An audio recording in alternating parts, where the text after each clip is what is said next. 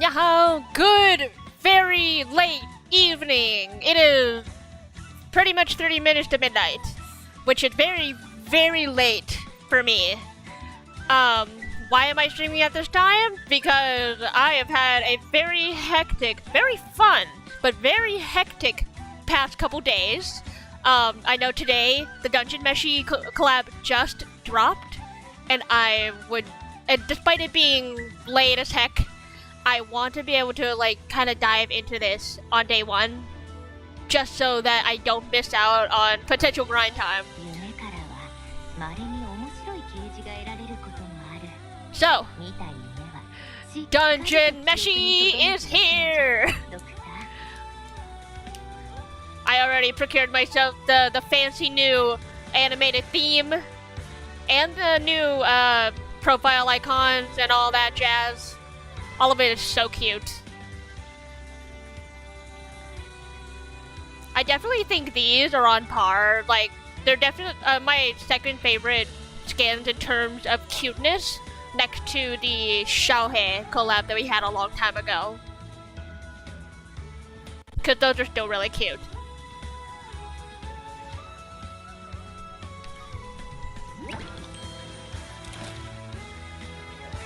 Alright, so let's see here. EX stages unlock on the 17th, so obviously it'll wait a while. Let's go ahead and dive into the stages. This event screen is so cute. You see all the chibis there and all the chibi slugs. It's so cute. The chibis! The chibis!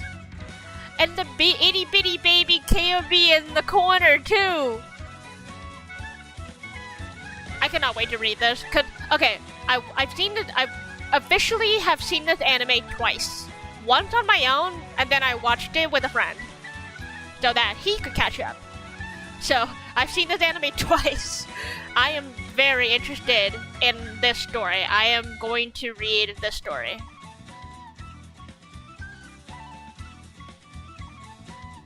Dreiser, did you get locked out of your account? Oh no!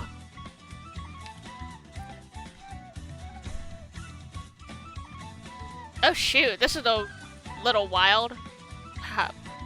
How does the enemy pathing gonna work on this one? Dreiser, that's terrible!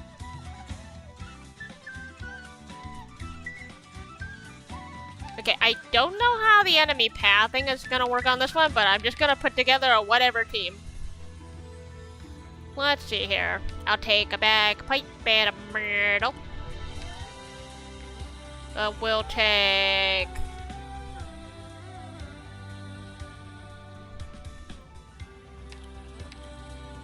maybe... Mountain and Thorns. Defender, let's do Mud. Shoe, snipers. I feel like Nadantuya should come in handy. And I could bring good old emergency button Wizardel, but I feel like I should stray from using Wizardel. I'll bring Cruz just because she has the event skin. Let's go. I'll take Logos and Chi-Chi. Medic. I'll do Aya, and then I don't know if I want any quick redeploys or other specialists.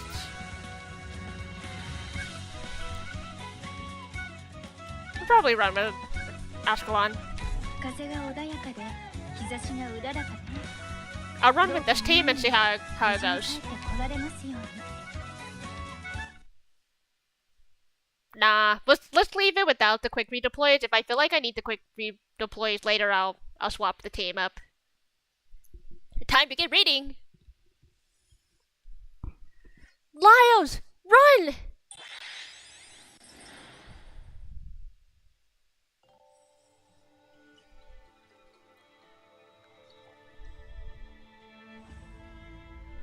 The moment she was swallowed whole by the red dragon, my sister Fallen teleported to the rest of us out of the dungeon with her magic.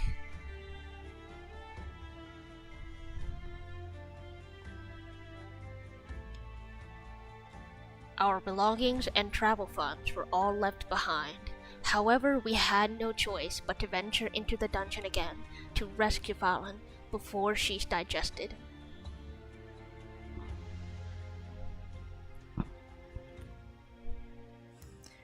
On our way, we tried eating the monsters we killed to feed ourselves.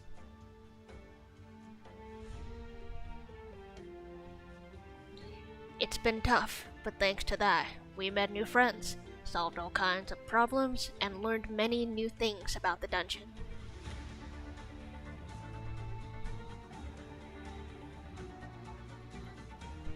But just as we were venturing deeper, thinking all was going well, we seemed to have found ourselves in a new predicament.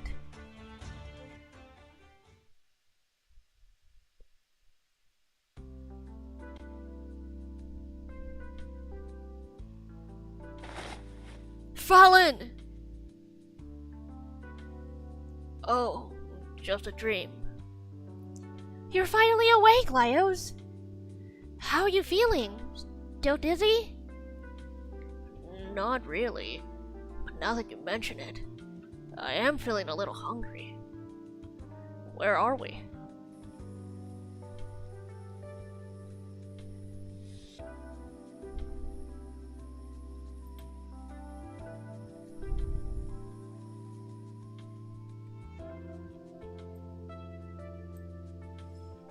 The sky, the sun, the woods, and... Looks like somewhere outside the dungeon, right? But no, it's not. None of us have recognized this place at all. Not me, not Senshi, not even Chilchak. And look, I've been getting no response at all. I've tried several times, but the spirits aren't responding to me. That's strange.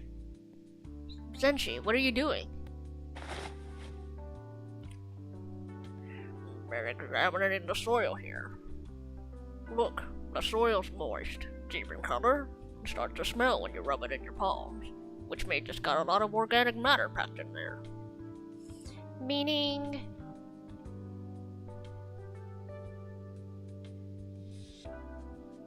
Meaning, it's just perfect for planting.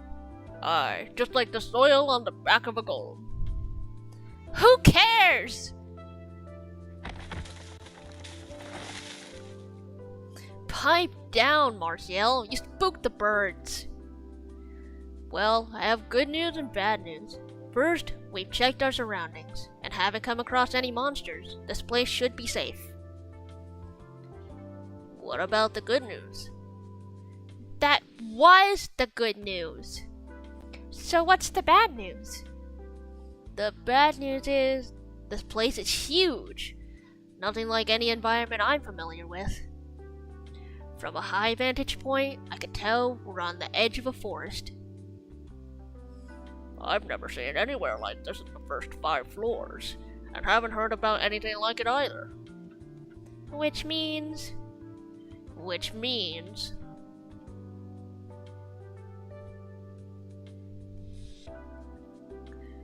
Could it be that the dungeon has changed shape? Never seen any of those birds before. Strange. An area of the dungeon? Looks more like a whole different place to me. Could this be similar to being inside one of those paintings? Were we brought to another world? Does that mean we'll get to see monsters no one's ever seen before? And if we're lucky, to taste them too? Do you even realize what you're saying? Our top priority is saving Fallen, not wasting our time in whatever this place is. And there's one other thing I should mention. I've tried several times now, but I'm only able to use simple magic here. That could be an issue. What's more? There's more? Something's off about the forest and this clearing here, as if someone opened up the soil for planting things. I'm quite familiar with methods like that. You don't care about my magic in Weaker at all, do you? I love Marciel's faces. Come to think of it, I did spot some strange wooden hut outside the forest. Maybe there are people living there.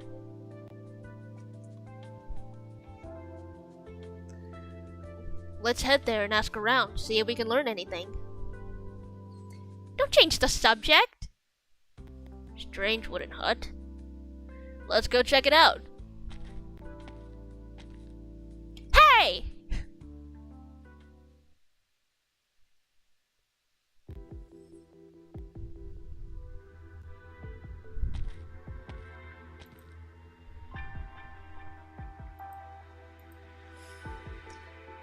We need to be more cautious. We know nothing about this place. Who knows what's inside? We might even encounter hostile demi-humans. I suggest you let me go first too.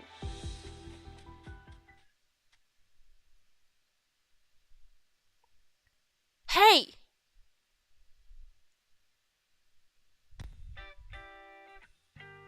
I don't know what you're talking about, Riser. That hut's not big, but it's got plenty of fencing. The stakes are all planted firmly in the ground too, nice and steady. The part above the ground are obviously short. Most folks could climb over them no problem. I guess they go deep, to keep animals inside from digging their way out. I'm also seeing some black rocks scattered all over. Some kind of marker, maybe? Hey, stop running around like that! What if it's dangerous? Kensuke reacts to monsters nearby. Does that mean? Huh? Slugs! I told you not to run around! Ah! It moves! There's something squishy under the rock! Eek! Is it some kind of insect monster that uses rocks as a shell? So the shell is used for both protection and offense? Hey, don't just stand around and watch! Take care of it already! Its hard-out shell is more than enough protection for its abdomen. It covers the neck too, which usually has a lot of nerves. It wouldn't be easy to kill it with just our weapons. Martial, use your magic! Keep it as weak as you can. We don't want to harm the environment here. Don't worry. I can't cast anything stronger than this right now anyway!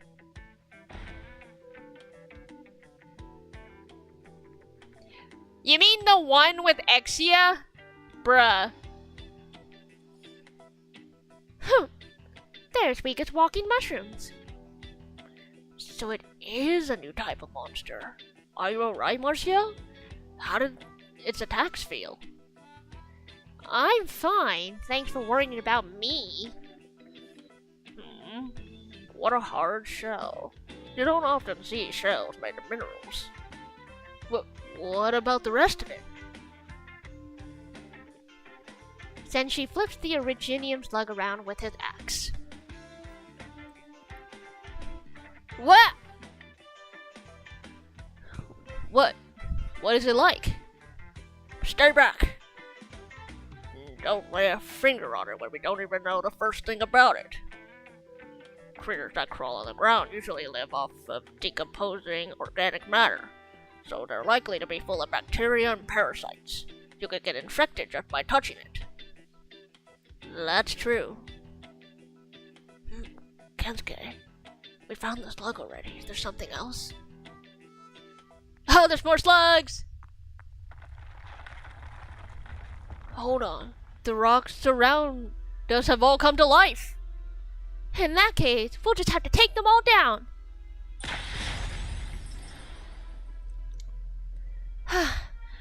How's this? Watch out! Seems like they come in all kinds. Some can spew some sort of fluid. Careful, it seems to be corrosive. Wow, they can spit corrosive fluids? You're excited about that right now? I don't think I can do much damage to these guys. They're all yours.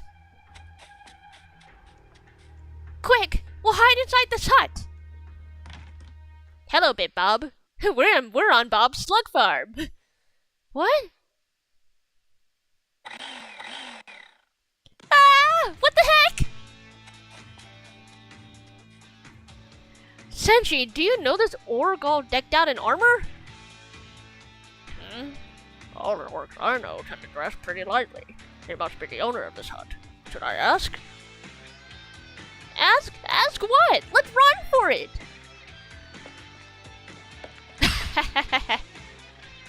Senshi, put me down already! Is he chasing us? What is he anyway? Is he really an orc? You sure you don't need me to go and ask?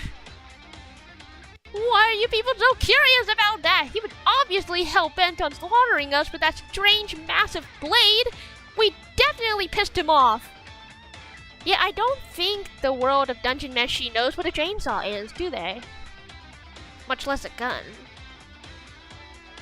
Yeah, probably with your explosion magic. Why don't you try apologizing? I'm not apologizing to an orc! And how are we supposed to chase off the rock slugs without magic? So this is a new place we've never been to. There's so many things to do here. For the last time, Senshi, I know how to run! Put me down already! Hey!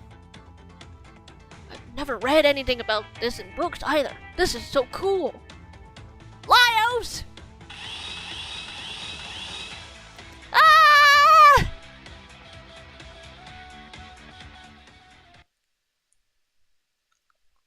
Welcome to Bob's farm. It's gonna be a herd of slugs. Oh my. Oh.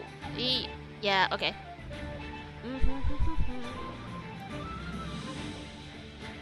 Well, not gonna be able to reach. Wait, huh? Wait, these slugs aren't hurting me. They're not hurting me. Then what am I supposed to be blocking? Is it this? This is confusing.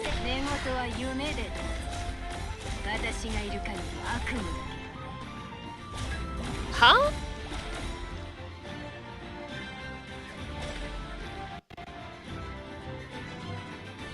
After cooking for 5 seconds, fill everyone up. Running all operators 30% attack, slowly restoring their HP until ingredients are used up. So there's a free thing of cooking there, I guess.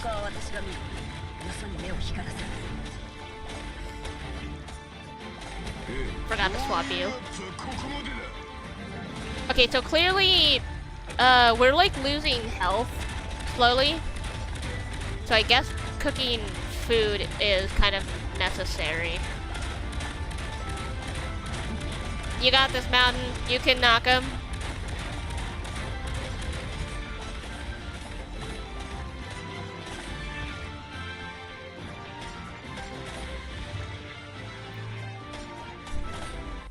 That was so confusing. It's like, it was a horde of slugs. But I guess only specific ones would take your life? That was a weird stage. That definitely threw me off. I still think something about this doesn't add up. Lyos, is this really the time for that? Who knows when that orc will catch up to us? Don't you have even a little sense of danger? This is uncharted territory. Nothing we know about the dungeon is going to help us here. I didn't expect the slugs to have totally different habits and levels of aggressiveness just for having different shells. But why were they working with that creature as strong as an orc? Are the slugs really intelligent enough to be tamed? Don't worry, Ghost, you did not miss pulls. I just started off with the story. Shh, pipe down. The orc is here.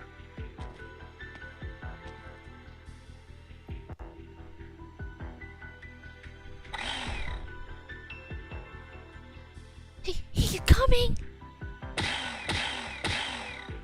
What the? Why is he attacking the slugs? Are they not on the same side?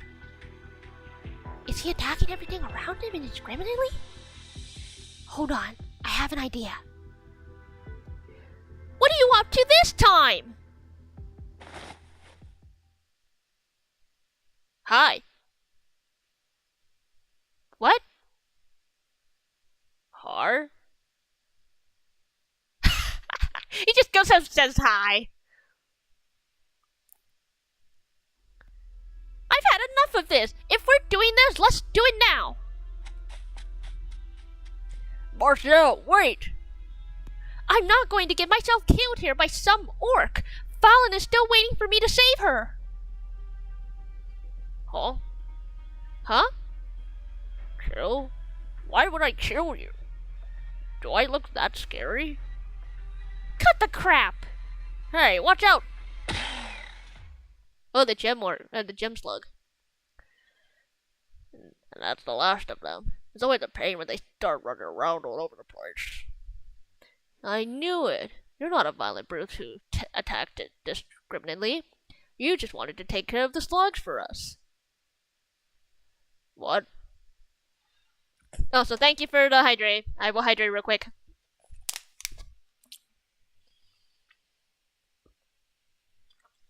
Let's be honest, it's probably just the armor that's scary. We don't actually know the face of Big Bob. Big Bob might just be a totally normal guy.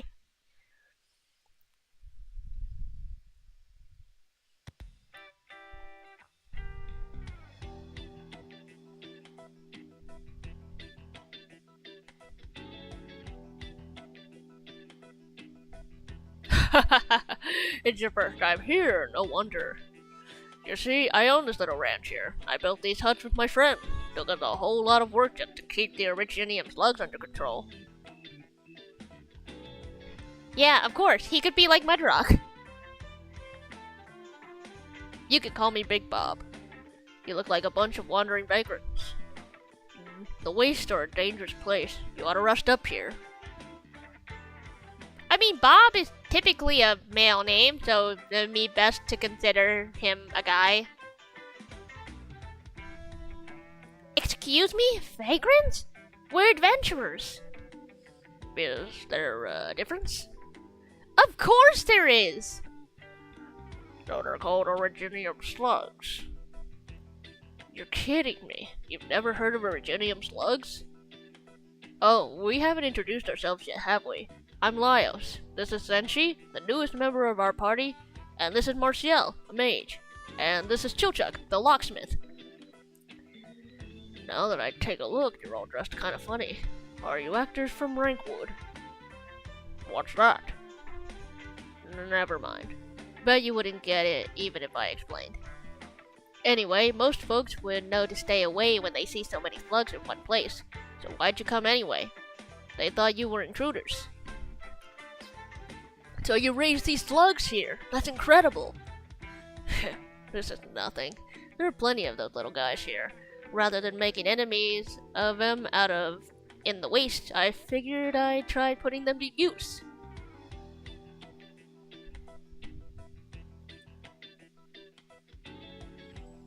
They always get more active this time of year, which is why I came out to the hut. Didn't expect to find you folks waking all of them up and leading them away, though. So I had no other choice but to knock them all out one by one and drag them back in. Sorry about that. It's okay.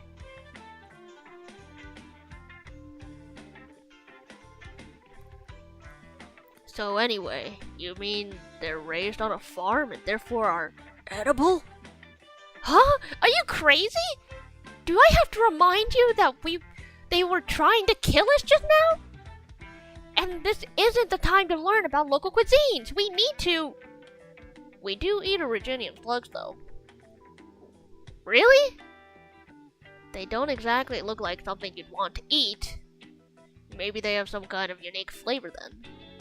Not quite. Rather than flavor, it's more like...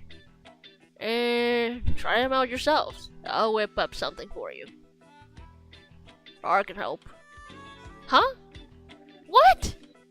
Eat what? These slugs? No, no, no, hell no! I've cleaned the pot, Big Bob. I'd love to see how you cook these slugs. Great, thanks. First things first, The slugs we just caught can't be eaten right away. Gotta flip them over, keep them in water for 5 days to starve them. Keeps their digestive tracts clean.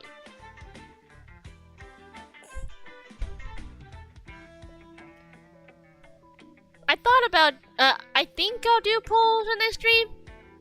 Depends on how long it takes for me to read. I mean, I could do polls in between stages, if you'd like to see.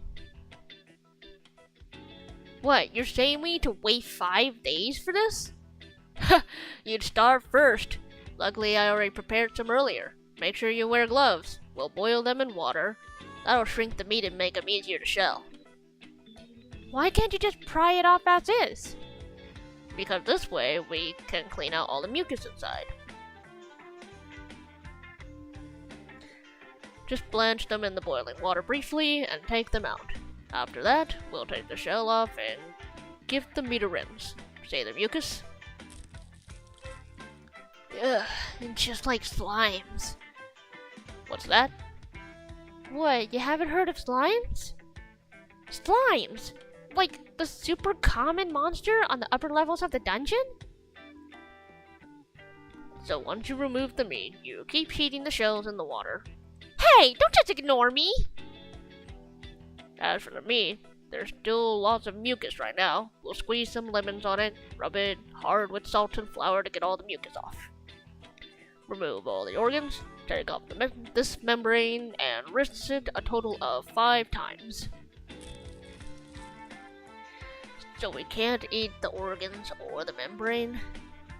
Feel free to give it a try if you don't feel like waking up to see the sun tomorrow.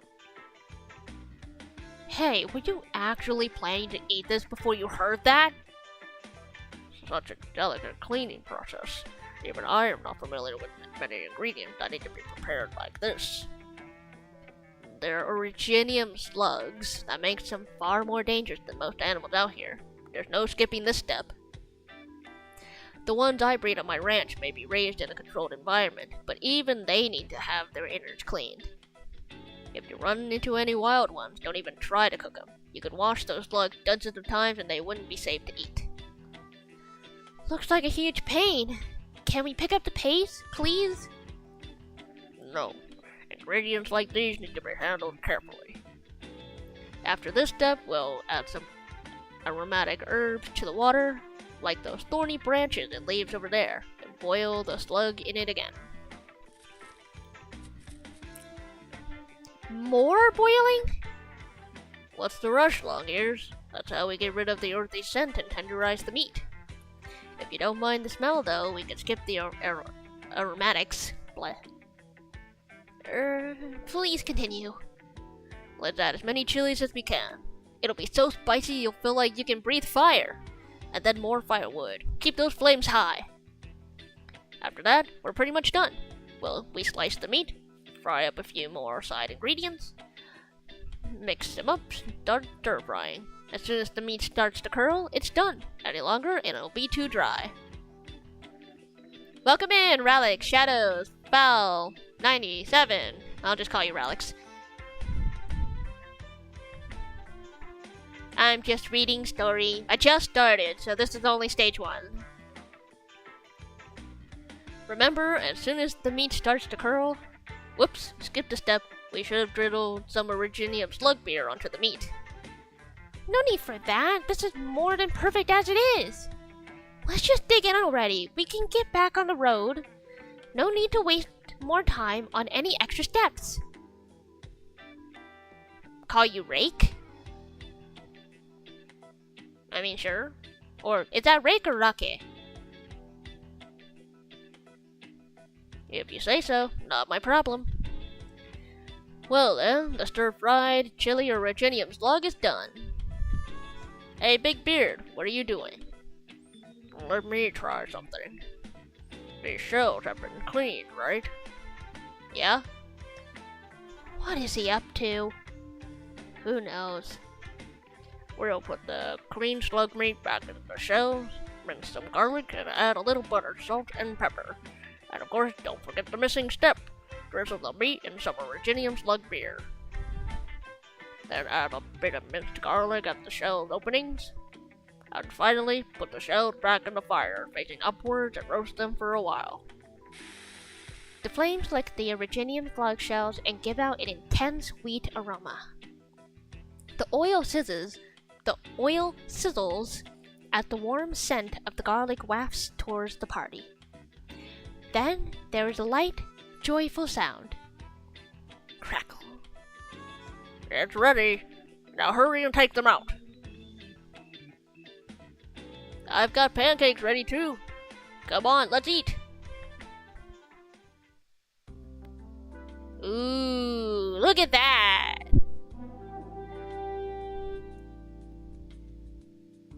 Bob's Farm Originium Slug Course.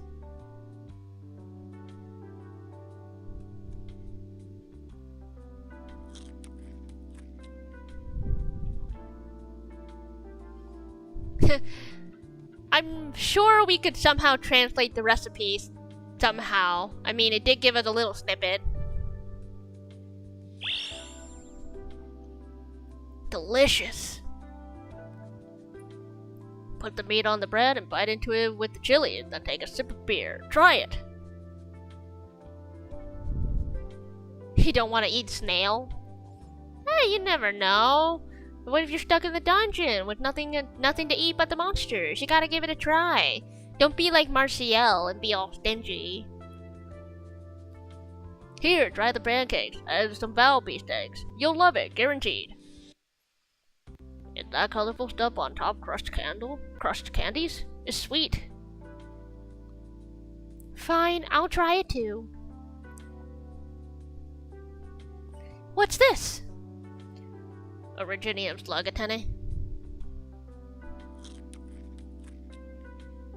Wow, so good! I like the chewy texture, but way too spicy. It's very different from Senshi's cookie, but still good.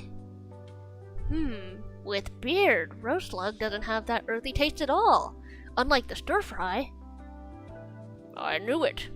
The result is always better when you don't cut corners. Rushing will do you no good. No matter how minor a step is, we must take it carefully. That's what's so fascinating about cooking. Marciel, how anxious you were made me realize this. Hey, I wasn't. I'm not that kind of person who throws caution to the wind when I'm anxious. I'm only so worried because none of you seem to be.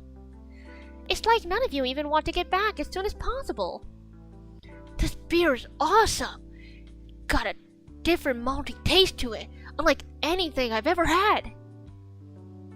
Well, that's good to hear. I was planning to bottle and sell it, so I brewed a couple batches.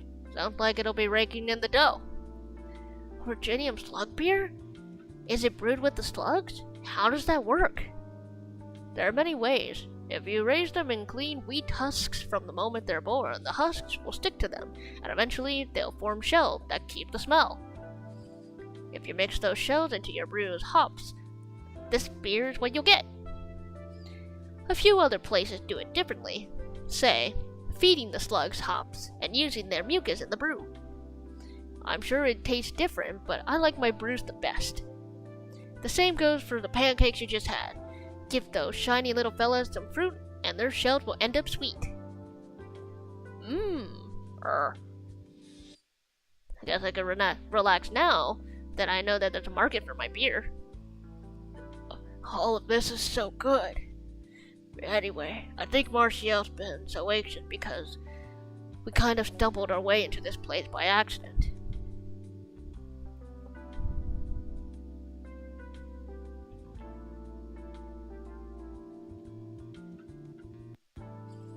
To be frank, most of what you guys have said has gone right over my head. Never mind. Guess we'll have to look somewhere else for answers. Well, everyone gets homesick, I know that much at least. But I've never met anyone who knows as little as you guys. It's not safe, traveling like that. Take these with you. Big Bob quickly packs up some prepared slug meat and beer and hands them over to Lyles along with the book. Lyles flips through the book and finds it filled with crooked, illegible letters. What's this? That's my Bob's Gourmet Guide. wrote down everything I've seen and whether it's edible or not. Take it. You seem surprised by even the littlest things, so just follow what it says in the book. Don't starve or get yourself food poisoning. Seems like this is right up Laios' alley. I can picture the expression on his face without even looking. Oh, right. I also know of this place that has a lot of eccentric people. I'm sure they'd be able to help you get home. I mean, they even got that red-eyed woman on a leash. If anyone can handle this, it's them. Really? What's that place called? Rhodes Island. They've been opening branch offices in even the most remote villages. You should be able to find them pretty easily. Okay, Rhodes Island. Got it. What a strange name for an island. Does that mean we'll need to board a ship? If you do manage to find it, remember to say hello to Mudrock for me. Oh yeah, Big Bob and Mudrock are friends. Also, yeah, I don't know, Driver. I don't fully remember Big Bob's story, so I'm not sure which red eye he's talking about. Maybe W? But I'm not quite sure that's correct. Not a problem. Alright then, hope you find them soon. Thanks, big guy! What an interesting bunch. I sure hope they'll find that dungeon soon. Now, back to work. What happened to the rest of the food? Did they finish all of it?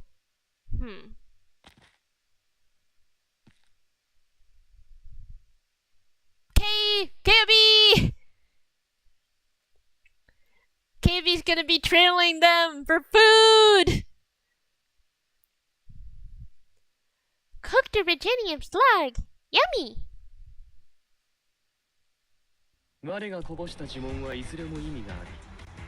Yo!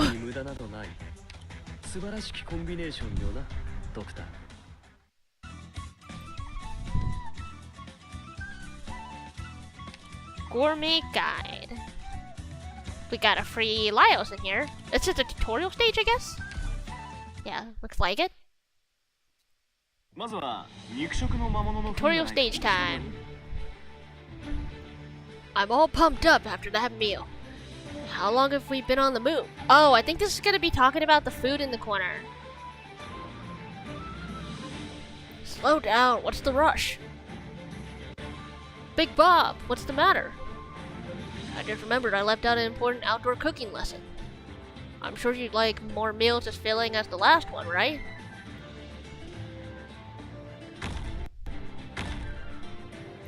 That last meal? I'm getting a little hungry just thinking about it. Senshi, what are we having for our next meal? I should learn how to cook the monsters around here. Then let's start with these Originian slugs here. Huh? Traveling in the waste will cause hungry adventurers to continuously lose HP. They'll lose more and more HP over time. All you need is this big pot and you can eat your fill of nearby ingredients. Oh, okay. You kill a set amount of monsters, it fills the pot, and then yeah, you activate it, and then okay. I see how it works. Defeat edible enemies and their ingredients will be added to the pot. Heavier enemies will provide more ingredients. Ah, the slugs grew legs! The slugs grew legs and walk. They can walk now. You can begin cooking once the pot is full.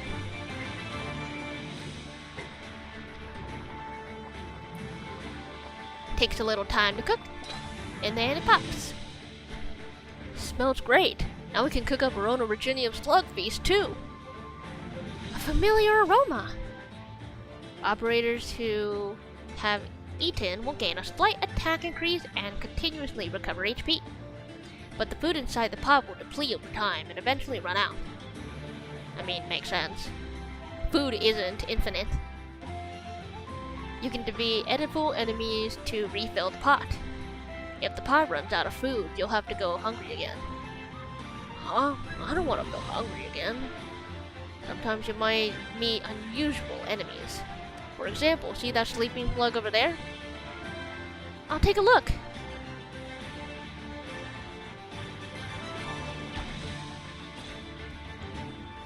Ugh, my eyes! Sheesh, I'll handle it.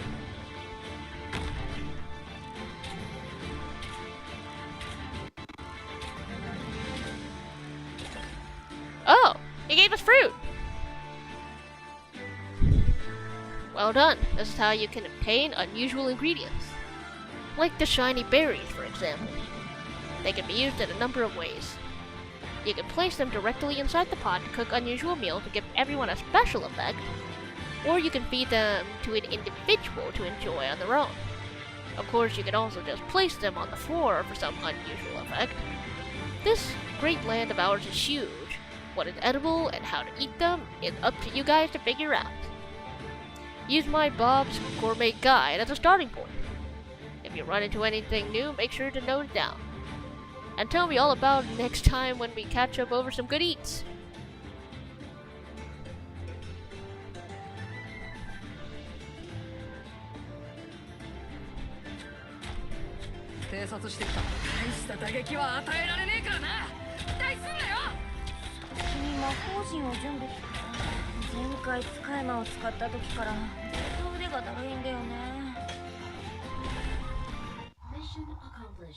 Oh wait, I didn't even read what the berries did.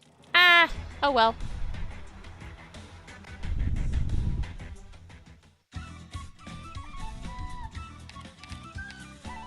Oh whoa, okay, this is kind of...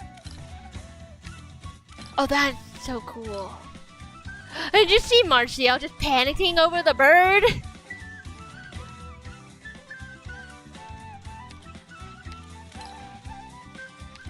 Wait, is it in here?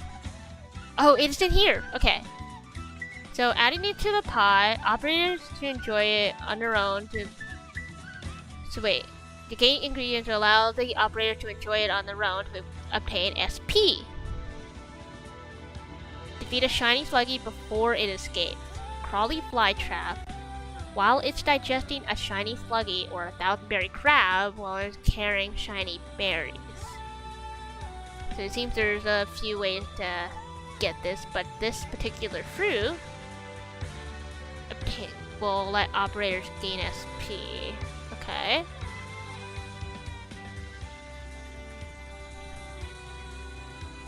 You see all the KOB doodles. This is actually really cute.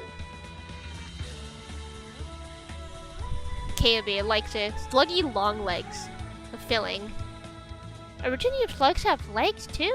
Looks really meaty, but shrinks when cooked, so you have to eat a ton of them to get full. Also a huge pain to eat. The original slug, not a filling. The kind of sluggy that's everywhere, huge pain to cook. You gotta chop these bits off and those bits off, and all you have left is a tiny bit.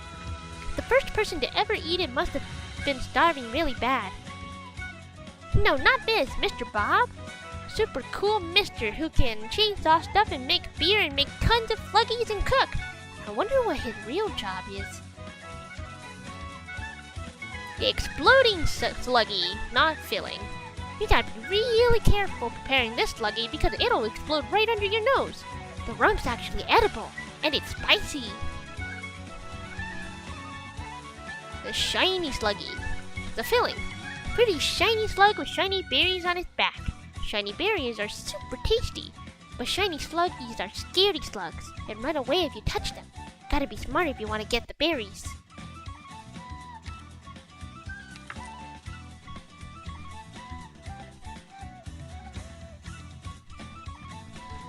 Interesting. Okay, this is really cute. Alright, Jungle Detox Stew. What we got going? There's only one point.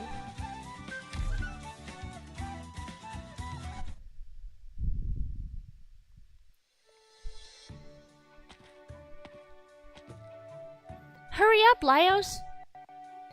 Look at this mushroom!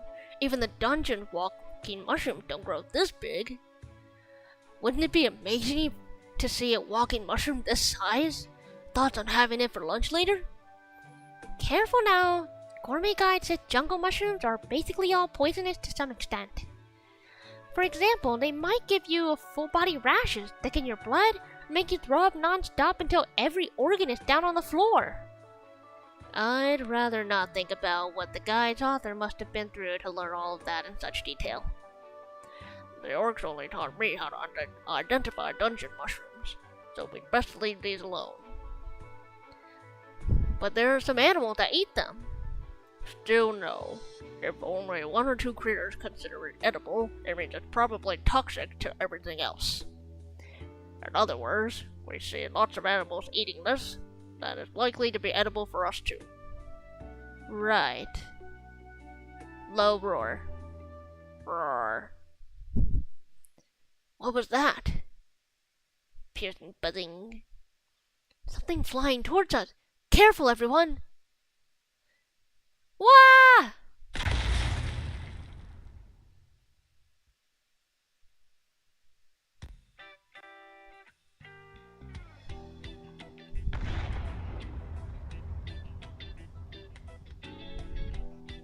The bird! Ha! Now that was an impressive explosion. A good thing the test site was empty. Let me see. Chamber pressure off the chart. Aim goes for temperature reading and loud capacity too. Seems like it'll need reinforcement to perform well. Next, final adjustment to the previous configuration. Loosen the belt, tighten the screws, and done. I don't know why I'm giving this thing a Mickey Mouse kind of voice. I just feel like a squawk, Polly want a cracker kind of thing.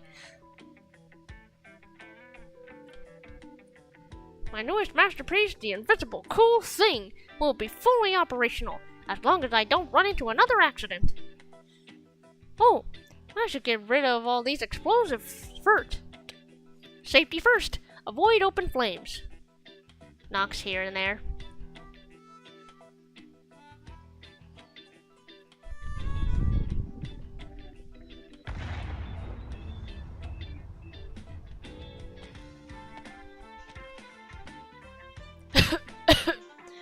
That thing over there keeps blowing up. You alright, Marcial? I'm fine. Just a little dizzy. Roar. There's more. Careful. Thank you for the hydrate.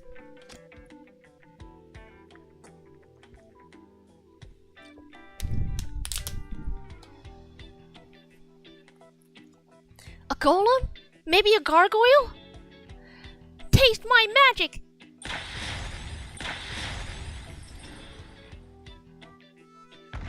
Boom, boom, boom. Oh, it's the cracks. High priest, you there? Yeah. What was that? Wag! A crocodile? Or a beast man with a crocodile head? Huh? What's a beast man? He can speak too? Why wouldn't I be able to? Hey, you there, Durans. Can you crawl up from the underground? Durans? Is he talking about us? Say any other short ones around here? Are you saying me and Chilchuk look like the same race to you? Don't you guys have half-foot over here? What are you talking about? Is something wrong with you all? Right, have you seen our high priest here? High priest? I was thinking in my head the crocodile's gotta be a... I can't do the grunge.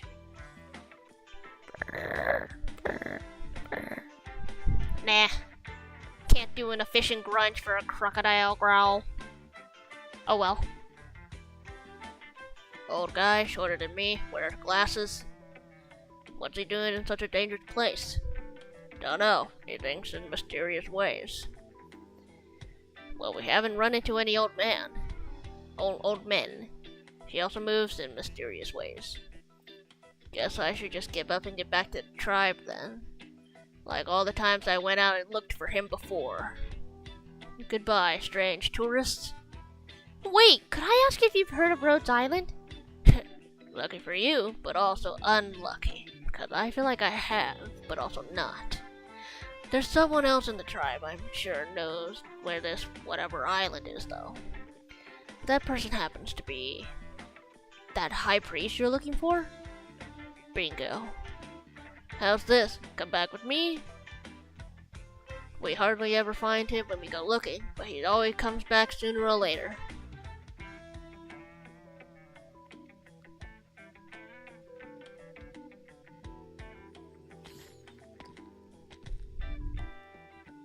So basically, you guys were on an island with a huge dungeon and somehow ended up here? More or less. Do you know anything about it? What's an island? Huh? It's a landmass, completely surrounded by sea. What's a sea? A large body of water? You mean a lake? You really like to use strange words. Well, it's because we're inland right now, and you haven't heard of... It's because your questions are so strange. I've never heard of a sea, an island, or a marine village. Were you swept here from some other side of Terra by someone's tail or something?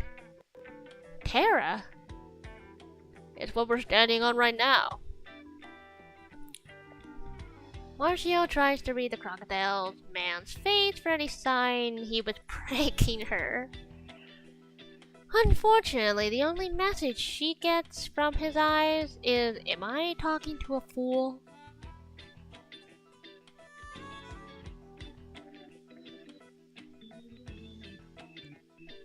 So, in short, the one who calls the shots in this tribe of crocodiles, Arcosoria, is the high priest.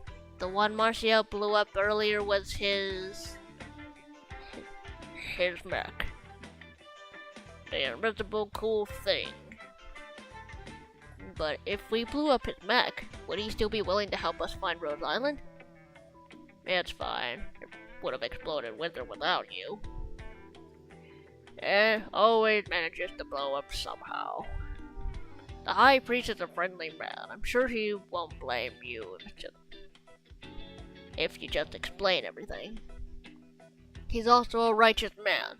He wouldn't leave a group of lost visitors stranded. That's our High Priest. Still, we should come up with a way to make amends.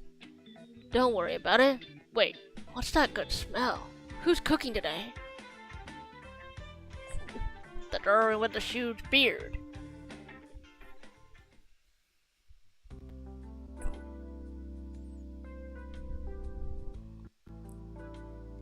Terra, Aquila?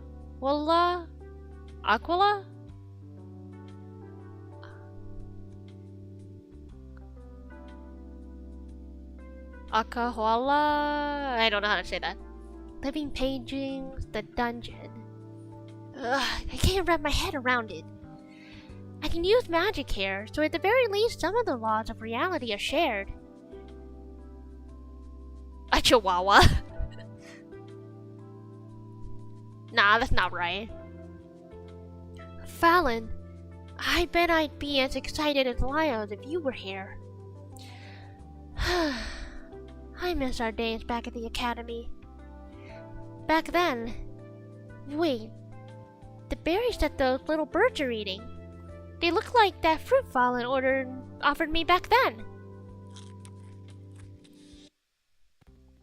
Uh-oh.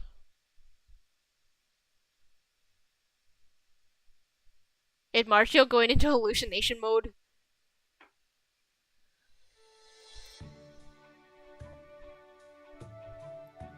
Smells great. Are Duran's good at cooking too? For the last time, I'm not a Durin. Never mind, suit yourself. Quick, round everyone up to try out the spirit Durin's cooking. Right, you guys were looking for the High Priest. Yeah, we wanted to ask him some questions. It's true he knows much, but it's hard to meet him. It's easy if he wants to see you, but impossible if he doesn't. Sounds like your classic sage type. So how do we get him to want to see us? Zumama said if we wanted the High Priest to share his wisdom, we should make some noise to attract him. Noise? Would a big feast count? Yeah, something like that. No objections here. Let's ask Marcielle what she thinks. Speaking of which, where is she? She hasn't returned yet?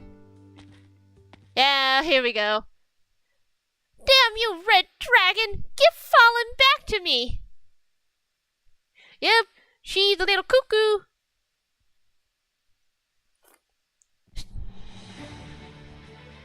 Finally, stage 2, and we do have some strange enemies here.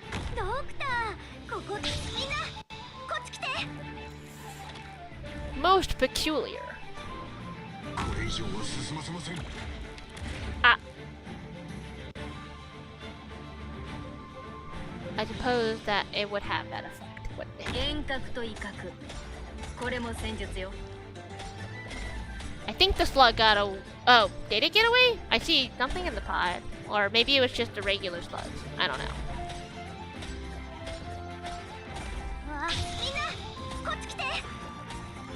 And then I'm thinking you're like... Oh no? I thought it was gonna be like the other screaming flowers.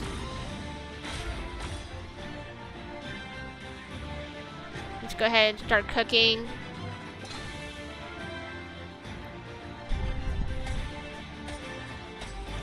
Oh yep, we're gonna deal with a running bird. We're gonna have fun with the running bird. I'm gonna give these berries to Logos. Instant SP charge. That's actually amazing.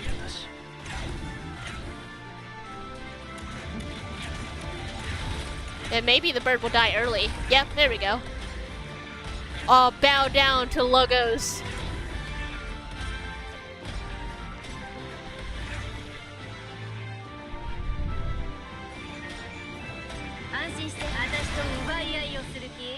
It looks like we have one more slug. Cool.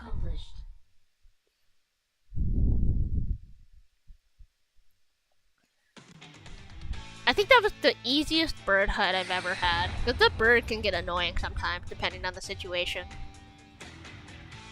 My fin drying rack! My bed! Lyos!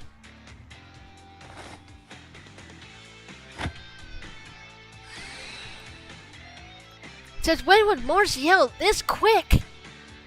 I think she's seeing us at the Red Dragon now. Then what do we do? Let me try calling her. Marcielle! It's me, Lyos! No way! You're way too normal!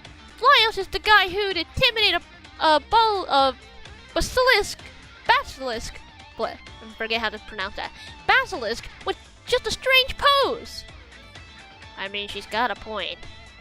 Fine, if there's no other way to prove who I am. Gah! Lyos? Is that really you? That actually worked? Lyos, the red dragon ain't fallen! We need to defeat her so we can revive her! Wait, why are you pointing at me? What part of me looks like a dragon?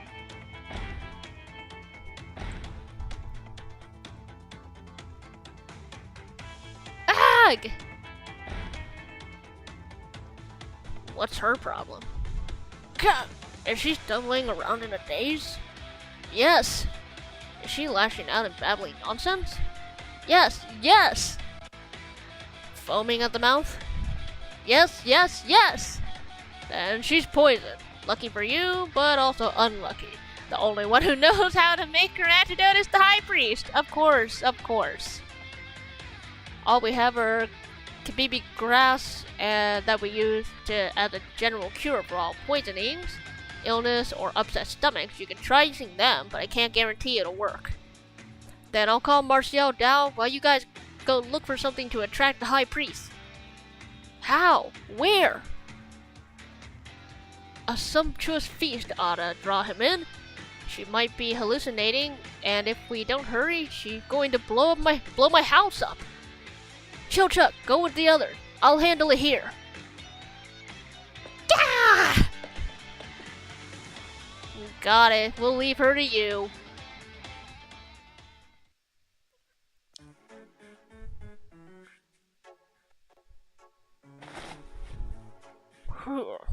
That should be enough fruit and fish.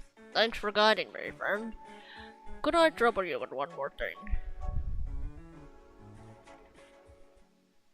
Fish? This is a fin. Oh, so that's what you call them here. Anyhow, I'd like to return to the village first and boil me a pot of water. Water? Alright. I just thought of something. A regular meal probably wouldn't be impressive enough, so I plan to make a huge stew. On one hand, consider it a thank you for everything you've done for us, and on the other, don't you say the High Priest likes lively feast? If everyone gathers around the pot, it will certainly become lively. Oh, you want me to make a nice pot of stew? Great! I'll head back and get it started. I have enough fruit and fish, but I still feel like something's missing.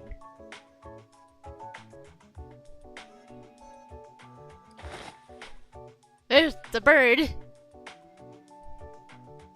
Odd. Heard a strange noise and came over. There's nothing here. And my invisible cool thing exploded too. My luck has been terrible today. Fine. I'll just go home and sleep it off. I wouldn't be out here all on my own if I hadn't promised to Mama I'd look after the research projects.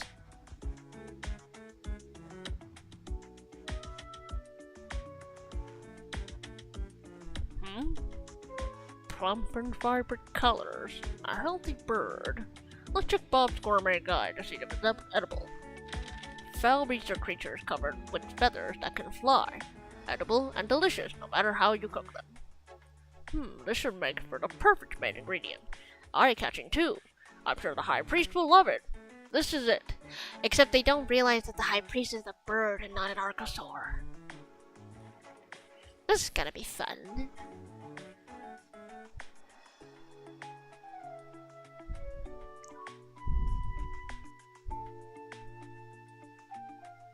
Why is there a Durin approaching me with a hungry look in his eyes? Hold on. Is he really a Durin even? Huh, I see. How interesting. Wait, it's been so long since I last played Dead. How do you do it? Oh my god.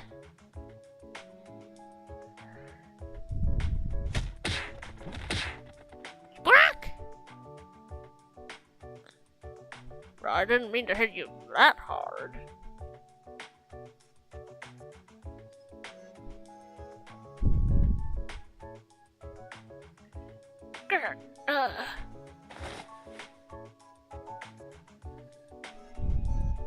Well, as long as it's dead. Shield Truck, have you gathered enough fruit? Let's head back.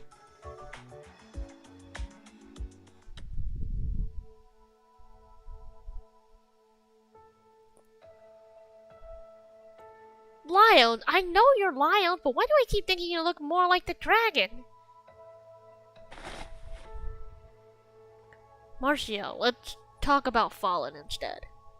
Yeah, she's my best friend. And listen to me, she's so happy that you're her brother, Lyles. She really likes you and always talks about you.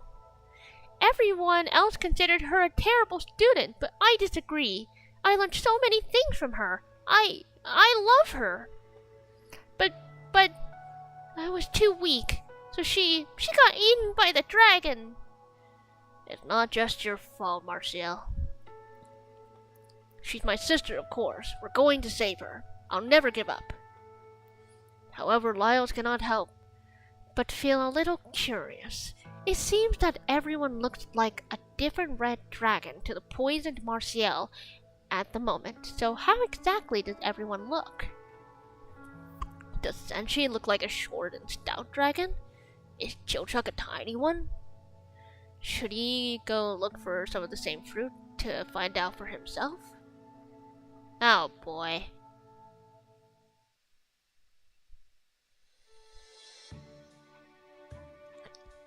How's Martial?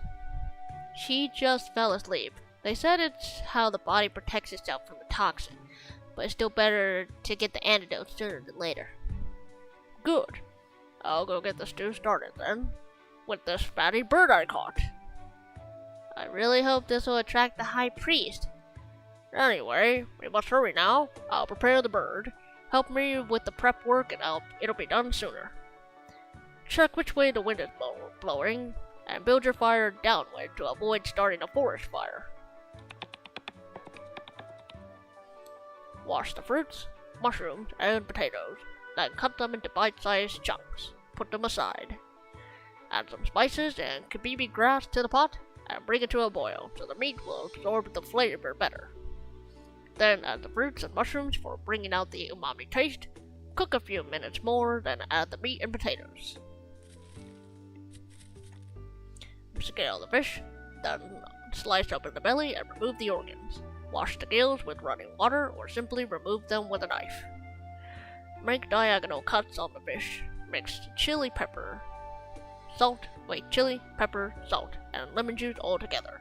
Then smear the mixture on the cuts. Skewer them on clean branches and place them right by the campfire. Don't forget to rotate them now and then to ensure they're evenly cooked. Now let's check back on our bird. When the broth starts to thicken, add some salt and have a little taste test. Finally, simmer on low heat until the mouth-watering smell comes out. Oh no, did you already prepare the... Oh no, did he already kill the High Priest? Oh no. How do you usually get his attention? Sing, dance, cheer, feast. They don't show up naturally. Alright, then let's dig in, everyone. The fruit and mushrooms are rich to flavor along with the herbs and unique aroma. A good stew. It smells so good. Sing, dance. The High Priest won't come unless you get moving. Okay. You too, Chilchuck, and Senshi.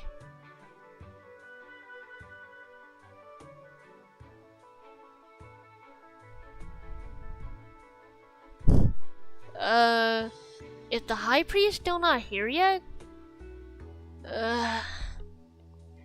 We'll have to use our ultimate method then. An earnest plea.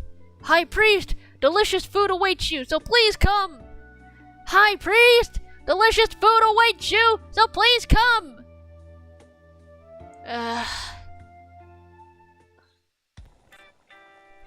Oh my god, the bird's it's not even dead. He's literally taking like a hot tub bath. What the hell? Good thing he's not actually dead though.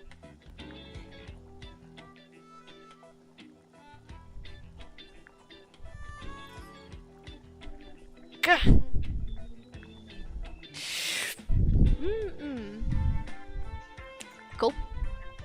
So warm. I haven't had such a pleasant bath in a long time. But there are too many strange ingredients in here. Like mushrooms, stewed potatoes, chili pepper, and kabibi grass too, even? It tastes weird. This is a medicinal bath? Oh, it feels like my butt is being broiled. Reminds me of the heat inside the cockpit before the mech takes off. This really is quite pleasant. I'll just soak it in and let all the exhaustion from the explosion, I totally read that wrong. Oh my god. Bleh. I'll just soak it in and all the exhaustion from the explosion will disappear.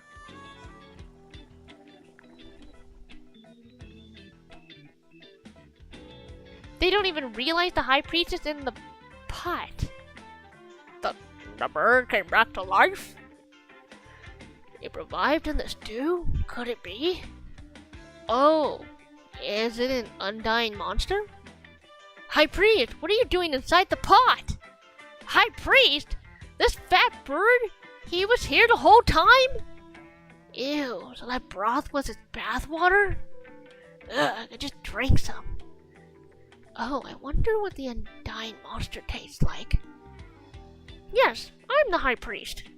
And during my bath, I figured out what you all want from me. Seeing how your companion is poisoned, I will certainly not sit idly by. I don't remember mentioning that. To cure your companion, the best method is to drink this medicinal bathwater. I bet even a crazy feral wolf would come to his senses after having such a disgusting stew. Disgusting. If it's bad, I'm sure it's the main ingredient's fault. If the high priest has spoken, please have your companion try the blessed stew. Gulp. What a strange taste. But it's nice and warm. It's so noisy. Great! The high priest stew really worked. High priest? Stew? Oh no! Martial struggles to open her eyes. A monster that can speak and still alive. The monster's currently sipping the soup in the pot, which shares the same aroma as the bowl of stew before her. Ha! Bathwater e-girl. The high priest is officially, what is this? Sargon gamer bathwater? At the same time, Lyles already has spoon in hand and goes for a quick scoop, sending it straight to his mouth. Martial opens her mouth, then she comes back to her senses and lets out a shriek. Monster! Ah! I don't want it! I'm sick of eating monsters!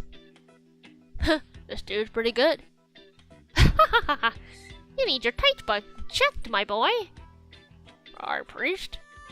Shh, I know what you want to know. I already have the gist of what's happened. I see, but it's not the time yet. The time? For what? Oh, nothing. You're looking for Rhodes Island, yes? Yes, Rhodes Island can help you. You're moving in the right direction. Just carry on as you have.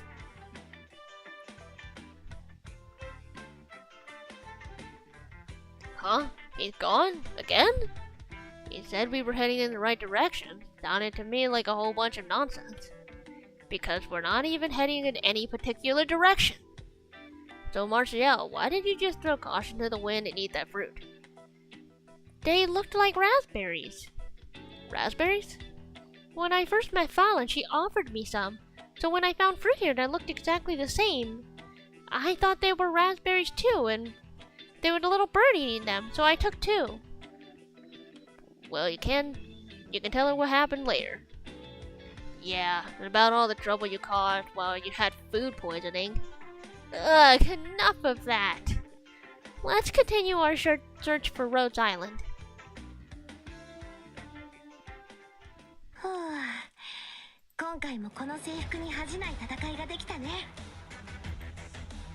So far, so good. The story is definitely rolling in very interesting Dunmeshi fashion. I really like the way these stages move. Like, that's actually really creative. This stage has a happy senshi. Golden carrot. Oh, we have holes. Do I want to utilize the holes? Is the good question. Can I utilize the holes?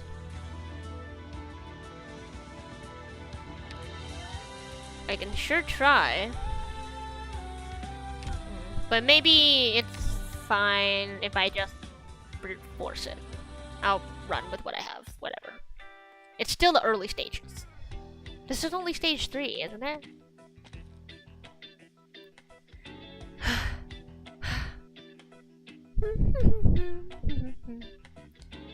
I don't see anyone out here in the wild. How much longer are we gonna have to walk? Hey, why do you look like you're having so much fun? Hey, you're being way too chipper about all this. That's because I managed to get one of this world's magical items. Sure, but it's just some trash no one else wanted. Don't tell me you wouldn't be happy as can be if you found a new type of lockpick. Ever since coming to this world, I found it difficult to use my own magic. Instead, there is an unknown form of magic here that I can't use. But now I have this D32 steel flashlight. The factory owner said that this D32 steel can withstand incredible amounts of energy, and the local mages use it to make magical items. Maybe I could use it to channel my magic better. I even saw him use it to fire off something like a flash spell. I still believe that nothing in this world comes without a price. Maybe he didn't want to let a perfectly good tool go to waste, so he gave it to an amazing mage like me? I'm so hyped up about the principles behind this world's magic now. Well, why not get in some practice? How about using it to get the fruit down for that tree over there? It's rare to see fruit trees here. There's even a few by the water. We might not get another chance. You just want to taste the fruit. But fine, just for practice, I'll give it a go. Yeah! A moment of silence. Nothing's happening. But how? The factory owner could use it just fine and I feel it responding to me. Maybe you're imagining things. I'll give it another go. Yeah, another moment of silence. Still nothing. Can you really get this flashlight thing to work, Martial? Why not go back to using your staff? I just need to get used to it. Give me a moment. I'll understand how it works. Yeah! Whoa! Oh, you did it! Martial, I knew you could. Eh? Why'd you blow yourself up? Oh, of course, a failure.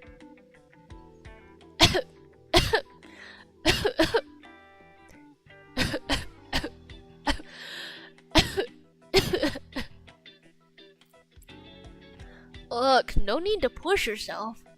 Why does magic come out of the end? Why are this world's magic items so hard to use? This is why I hate using magic. That's different!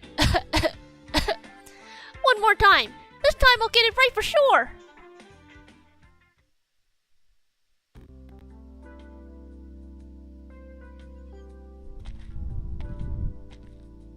Excuse me! I think this D32 flashlight has some issues. No way, I gave you my most prized flashlight for free and now you're back complaining about it? No I'm not. I just wanna ask if you happen to sell any books that explain how it works. I'd like to study it if I could.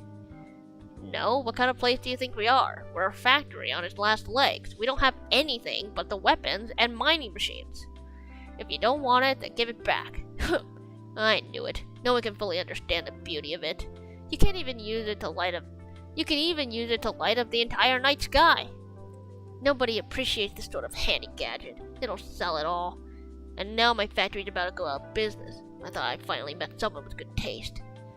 I didn't mean it that way. It's fine.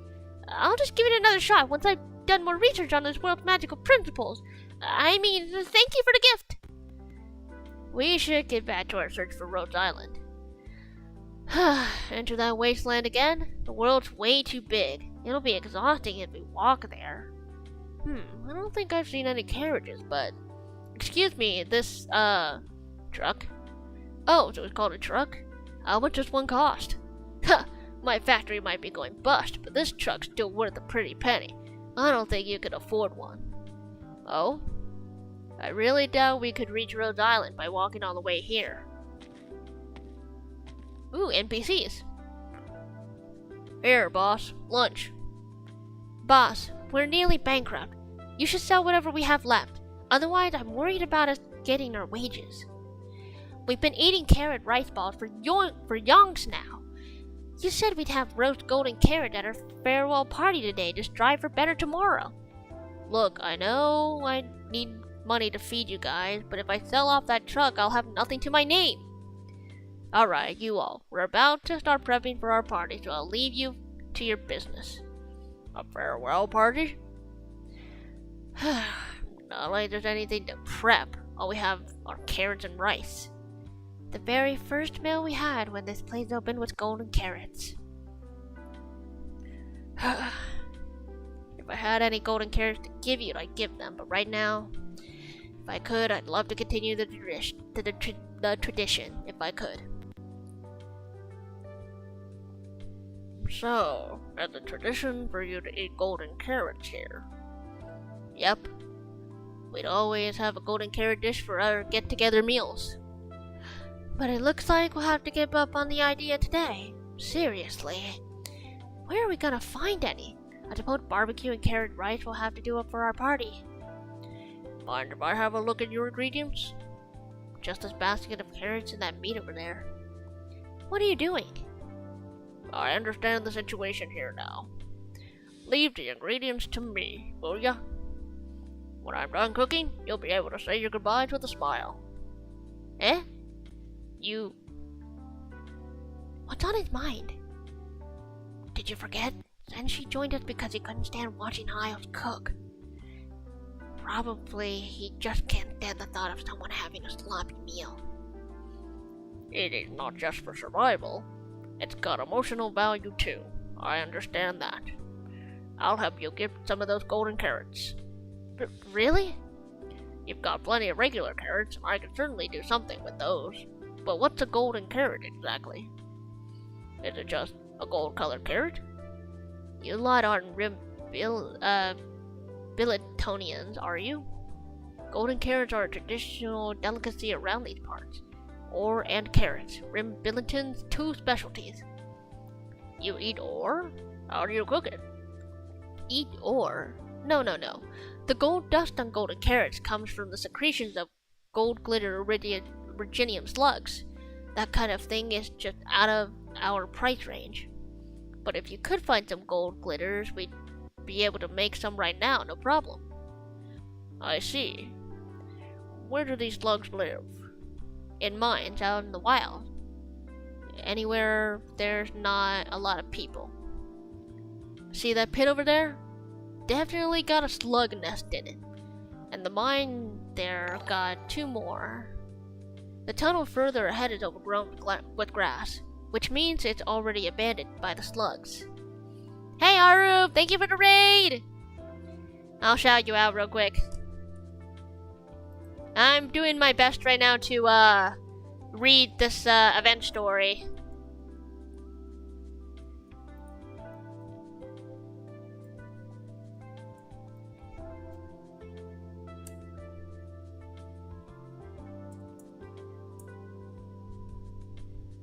There you go. Oh, you're playing Monster Hunter World, not Wilds. Well, how was that?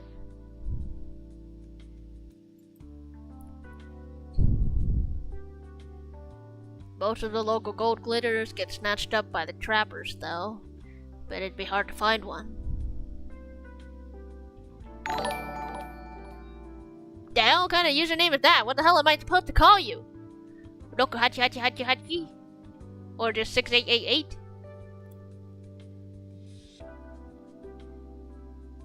Call him 68? Alright, 68. Hello! Roku Hachi Hachi Hachi Hachi.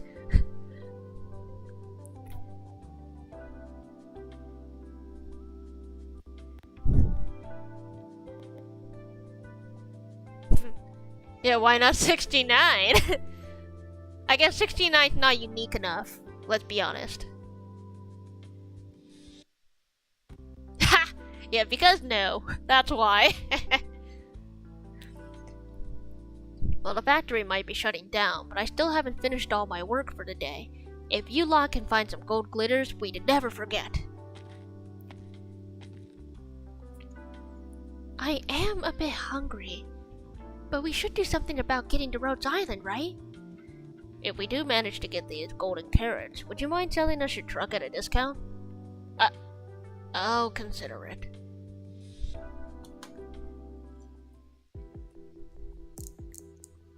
My lips are dry.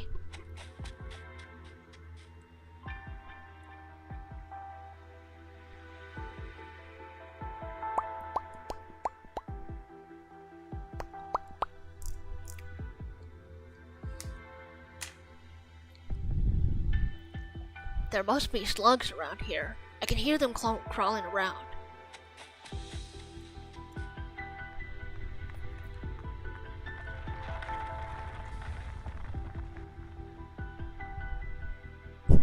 Time for you to hit the hay. Have a good night. Good stream. Thank you. And I hope you have good sleep too. Yeah, it is indeed 1 a.m., but it's going to take me a while to read all of this event, so I may or may not be here for a while. Am I awake? Yes. Do I feel sleepy yet? Surprisingly, no. I was sleepy a little bit earlier, but surprisingly now I am wide awake. So here I am, reading event story. Whoa, there's loads of them! How are we supposed to find a gold glitter in this crowd? Only Big Bob can call them down. We've seen it, their attacks hurt like heck, so I don't think it'll be easy to get their secretions or whatever. Looks like we've got no choice but to fight. Understood. Stand back. I'll try using the magic item again. I'm definitely getting it right this time. She doesn't know. It's a flashlight. You're just supposed to. It's only supposed to shine light. She blew herself up last time. Could she really make it work? No, stop. What is it now? Senshi's interruption does nothing to stop the flashlight. In fact, it begins to grow even brighter. Don't kill them all at once, Marcio. You have to take them out one by one. I think we've got a bigger problem than that now, Senshi. Marcio's thingy looks like it's about to. Marcio begins to glow with a dazzling light, her hair fluttering with power. Gah, my eyes! What's happening? I think the slugs noticed us. I see them, but I still can't control this thingy very well. Calm down, Marcio. Try it again. It might work. Feel the flow of mana being drawn in from all around. Channel that power through my fingertips and into the tool, then release! Studying and using magic requires one to surpass their limits of focus, preciseness, and sincerity, over and over again. But what one truly requires is an understanding, acceptance, and awareness of the philosophy of magic. Right at this moment, Marcia's curiosity for the magic of this world has allowed her to create a miracle. It worked? It worked, right? I'm not too sure. It's like I managed to release something, but it disappeared. But I can still sense it. Stay on your toes. It looks way more powerful than I expected. It's about to explode! Ha! They run behind a rock, huddling tight as they cower behind it, praying that it will hold against the blast. Good night. Thank you for stopping by. For an eternity of waiting, a foreboding sound begins to rise from beneath the ground. The earth creaks and groans.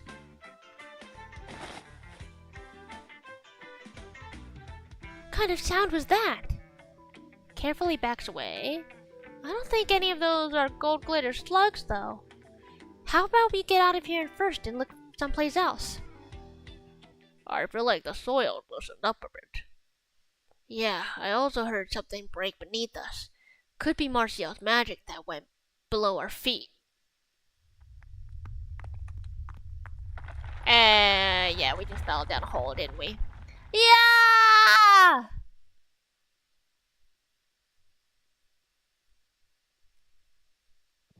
Finally, stage 3! Yep, we got a whole bunch of holes. Look at all these holes. Amazing.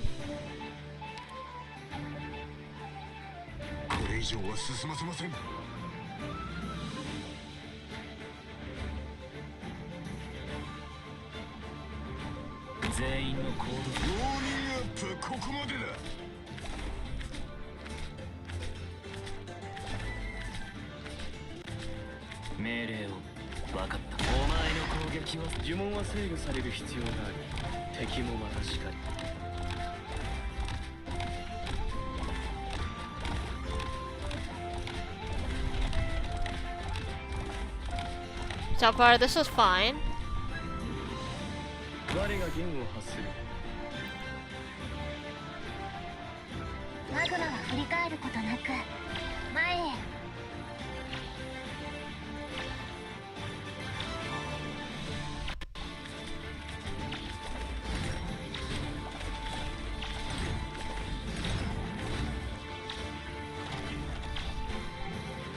Obviously, we're hungry. I could activate the pod to feed him. But imagine it perfectly fine to just, I don't know, go the whole stage hungry.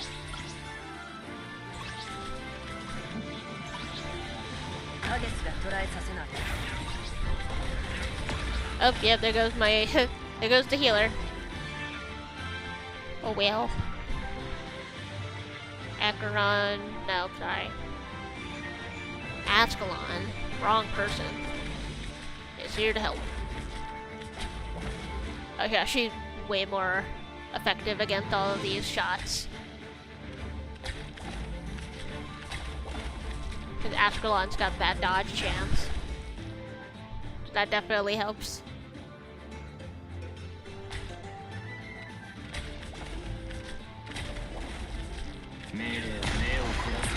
Oh, everyone dead.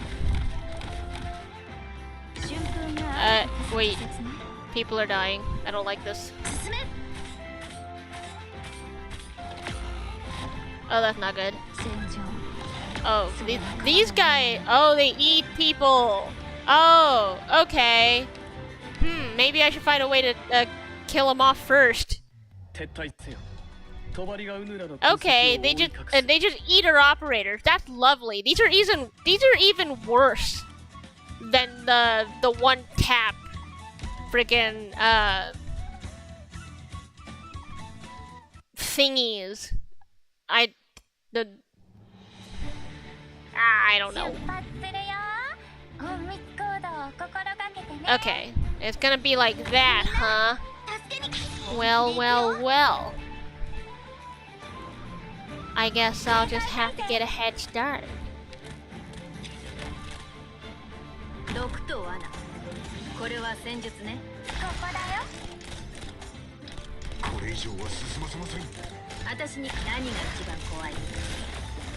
Yeah, you guys can die. Thank you.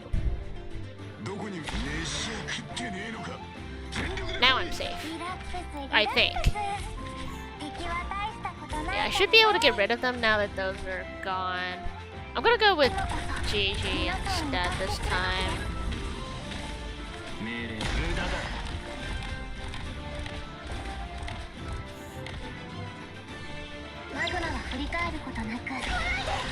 Oh yeah, we do have some. I didn't even realize that the first legs were here. Charge you up. Okay, Ascalon here, so that she's the one being targeted instead of Aya.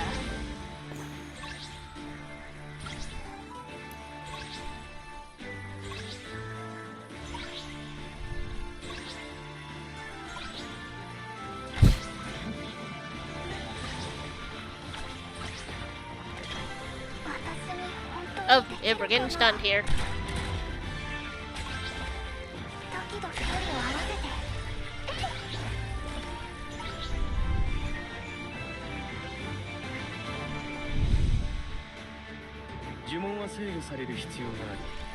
I have 11 of these. That's a lot. Okay. So yeah, these fruits are actually, I feel like just kind of cheating with these fruits. I can just like insta activate most unlimited duration skills. Kind of cool though. But of course they're only beneficial if you successfully kill those fruit slugs.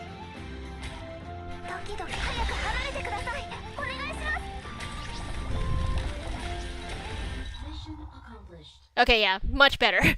Alright, give note to self, kill the flowers first. The flowers are a bastard.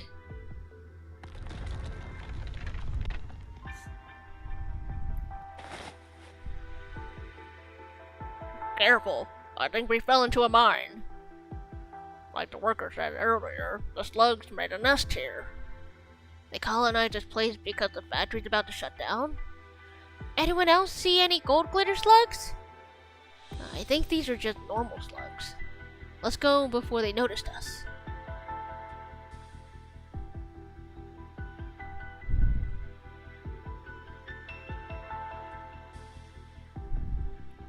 Don't see any gold glitters here either. They're all the normal kind. Bob's Gourmet Guide says that gold glitter originium slugs are a common variety in the wilds.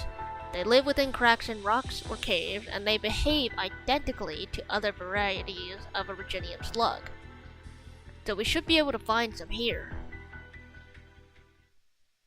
Do you really not feel anything on top of your head? Oh my god. Huh? Ah! This is an originium slug larva? Looks like its shell has just grown in, so it's still rather soft. And it's busy secreting mucus to harden the shell, which raises its body temperature. It's actually quite snug and cozy having it crawl in my head like this. Want to try, Martial? Ha! Oh my god, the close-up.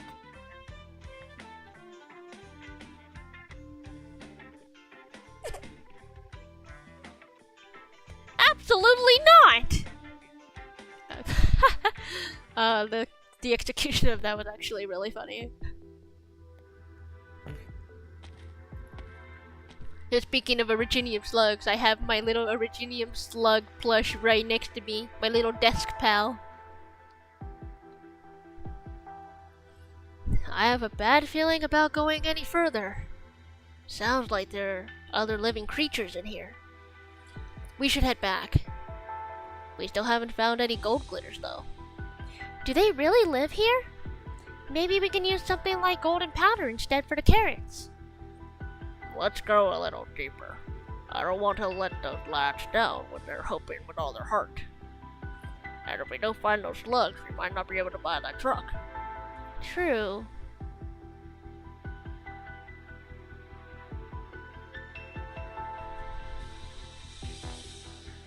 Sluggies! Shh, walk quieter. There's this little group behind us. Don't think they're gold glitters though. They don't look gold at least. What are they? Acid originium slugs! Remember? Big Bob said their mucus is extremely corrosive. Don't get splashed by it. Martial! Got it! Don't use any magic, that's too strong. I told you not to kill them all. That really doesn't matter right now. Ah! Summoning magic? No, it takes too long. Defensive magic? Don't think I have enough mana. Crap, still can't use my staff properly here. Oh right, flash magic? I'm going to try the flashlight again. If the factory owner was able to make it shine, then I should be able to use it to amplify my flash magic, right? But it might not be that useful against a group of monsters. Whatever you do, do it quick! There's more of them by the second! Fine, here goes! Flash! You wiped them all out with just one shot? Whoa, I did it! I think I'm starting to understand how to use this local magic. You're the best, Flashlight! You're the first magical item I've managed to use here. Now's not the time. Their mucus got splashed everywhere. Be careful. Make sure it doesn't touch your skin. Wait, the flashlight, what's happening? The light coming from the tip of the D32 flashlight begins to dim, its components sparking and sizzling, which means its battery has now died. Before Martial can even respond, thick smoke pours out of it as it drops on the ground. Flashlight! Martial, don't zone out now. You got splashed by the mucus too. My flashlight. I think it's broken. Why don't we see if the factory owner can fix it once we get back? There's mucus. It smells pretty good. Why not like the mucus from last time? It's more like...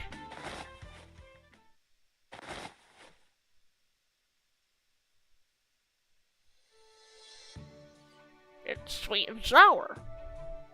Really?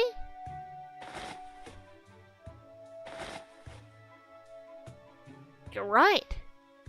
Ugh, you guys really need to stop putting bug mucus in your mouth. Tangy. I like it. And what a beautiful color, too. It's all bright and gold. Gold, you say? The magic shot out from the flashlight turned the mucus gold and tasty. I think we could use it as a replacement for the gold glitter slugs. The once corrosive mucus becomes edible under the influence of magic? How fascinating. But this type of mucus is normally stored inside the slug's body. We should gather it all up and make it edible first. Don't tell me you want to use these on the ground. No, ingredients must be clean. These are fine for a taste test, but absolutely not for cooking. Okay, thanks for dropping by. There's not enough of them to make a dish anyway. If we're going to make golden carrots, we still have to gather the mucus inside the slugs. And how do we do that?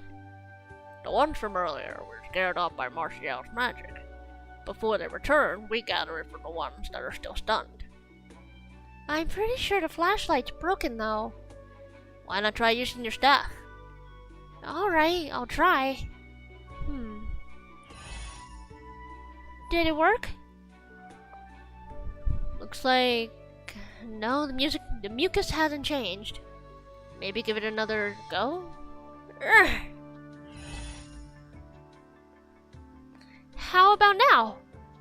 Still no change, but why? Your magic seems a bit on and off as well, Martial. Yeah, it's been like this since we arrived here. The only time I was able to gather enough mana was when I managed to can withstand incredible amounts of energy. The flashlight might have been an amplification effect. The flash magic by itself wouldn't be enough to in either the mana gathering or casting stages.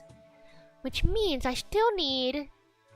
Hey Lyle, stop playing around with that slug. Are you even listening to Martial at all? Times like these, we just need to do what she says. This is her field of expertise, after all. I've got it! Got what? With just my staff and the mana I have now, I can never change the mucus into what we need. We'll need a conductor like the D32 steel to amplify it. There's no point doing any more tests with my staff. We still need that flashlight. I think if you tried using it again while it's smoking like that, we'd just end up stunned like the slugs. Hey, do you really think I'm that bad at it? The only reason you guys are making progress in this discussion is because I used the flashlight to make the mucus edible. One moment. I managed to get a bit of an understanding of the local magic, and in the next, my flashlight. It doesn't seem to have melted at all from the acid. That D32 stuff must be in the silvery metal, right? Well, Martial just said the material is what's important, so it should be able to discharge magic no matter the shape, right? What do you mean? Well, I'd assume so. But why are you asking all that all of a sudden?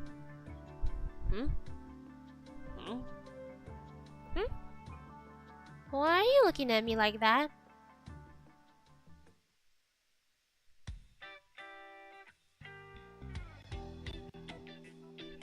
No! Flashlight! My flashlight! Stop! Don't make it into a pot! sooner we make these carrots, the sooner we find Rhodes Island, and the sooner we can save Fallon, okay? Hup! Ha!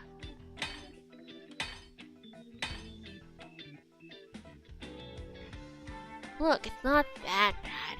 Remember that time my lockpicks were used to dig mimic meat out of its shell? My flashlight is different! That's what I said about my lockpicks. Pod's finished. No! No! Don't worry, it's just a new form, that's all. As a tool, it's still as handy as ever. The form's really important, though! So why don't you try doing that to the mucus now?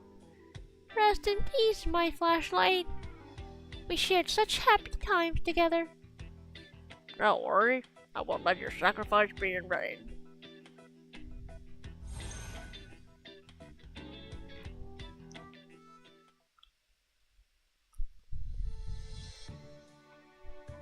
Just a few things to go. Get these all out of here and sell them to the scrapyard. Man, I really don't want to do this. Used to cook and eat here. Midnight snacks, barbecues, parties. Something smells really good. Oh, I smell it too. Where's it coming from? Is someone cooking outside?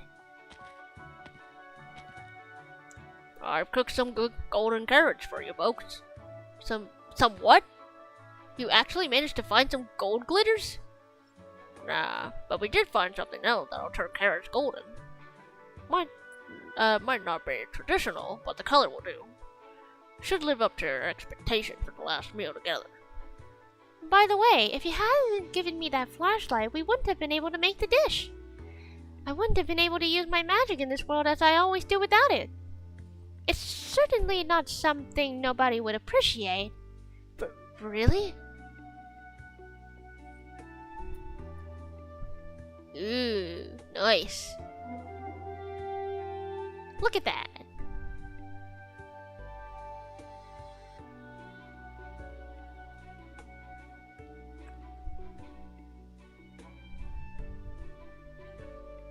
Well, this taste. I didn't think it'd be sweet and sour. Amazing, right? It's delicious, though. It has this refreshing and fruity aroma. Amazing, right? I bet even Big Bob never realized you could prepare acid slugs like this. Just think about it. Sodas, sorbets, there's tons of good things you can make from them. Thanks, boss. I mean it. Never thought we'd be able to eat golden carrot on our last day here. What are you thanking me for? It's them who did all the work. I will say, though, this doesn't taste a lick like our first meal as a crew, but it still brings back memories. Back then, when we were eating golden carrot together, you said you wanted to join me and make this Rimbillington's #1 factory. Who doesn't have one or two wild dreams when they're young? It's not too late either. Just need to start from scratch, though. Right. Now that there's someone who approves of my product, maybe my dream can live on. Yeah, why not take your truck around some other towns a bit? Find somewhere else to make it reality. Oh right, the truck. Hey, you guys wanted to buy my truck, right? What? Oh, right. Are you alright with it? Not that we have much money in the first place. I'm definitely not selling it off. I still need it for my livelihood. Oh.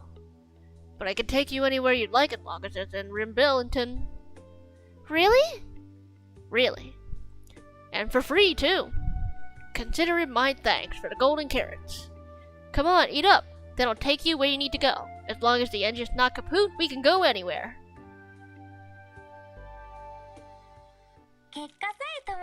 Nice. That was chapter 3, and we're almost 2 hours in. That is amazing. Okay, so that by the time I'm done actually reading through the story, it's gonna be like, what, 5 hours at least? Maybe I should read a little faster. We got Kebab and Prophecy. Oh no, the eye is, we got the eye as eyeball. Now how is this gonna work?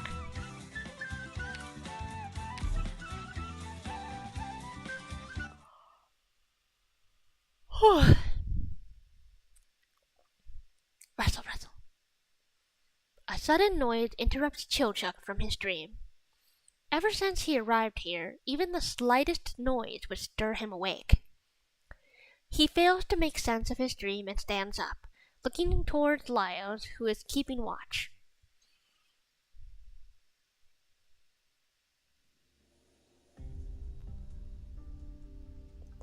Fortunately, the tall man who always loses his mind whenever talking about monsters is very reliable when facing a real one. He has already awakened Senshi and Marcial and has his weapon ready. Chilchuck, we'll draw their attention while you scout them out. Got it.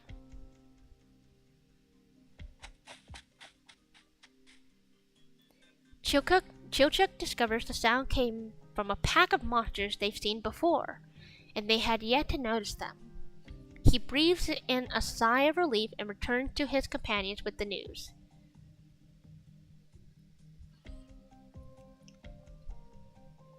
Since arriving in this world called Terra, the adventure party has seen too many strange sights. Though they often can't tell whether a creature is hostile or not, having faced monsters before at least gives them some idea of how to fight. They exchange glances and make sure everybody is ready for combat. Alright, let's go! As he charges, Lyos can't help but think of all the dangers they'll need to avoid in this unknown world. Whether with the help of that Rhodes Island or relying on themselves, they'll have to return home. I wonder where Kaobi is.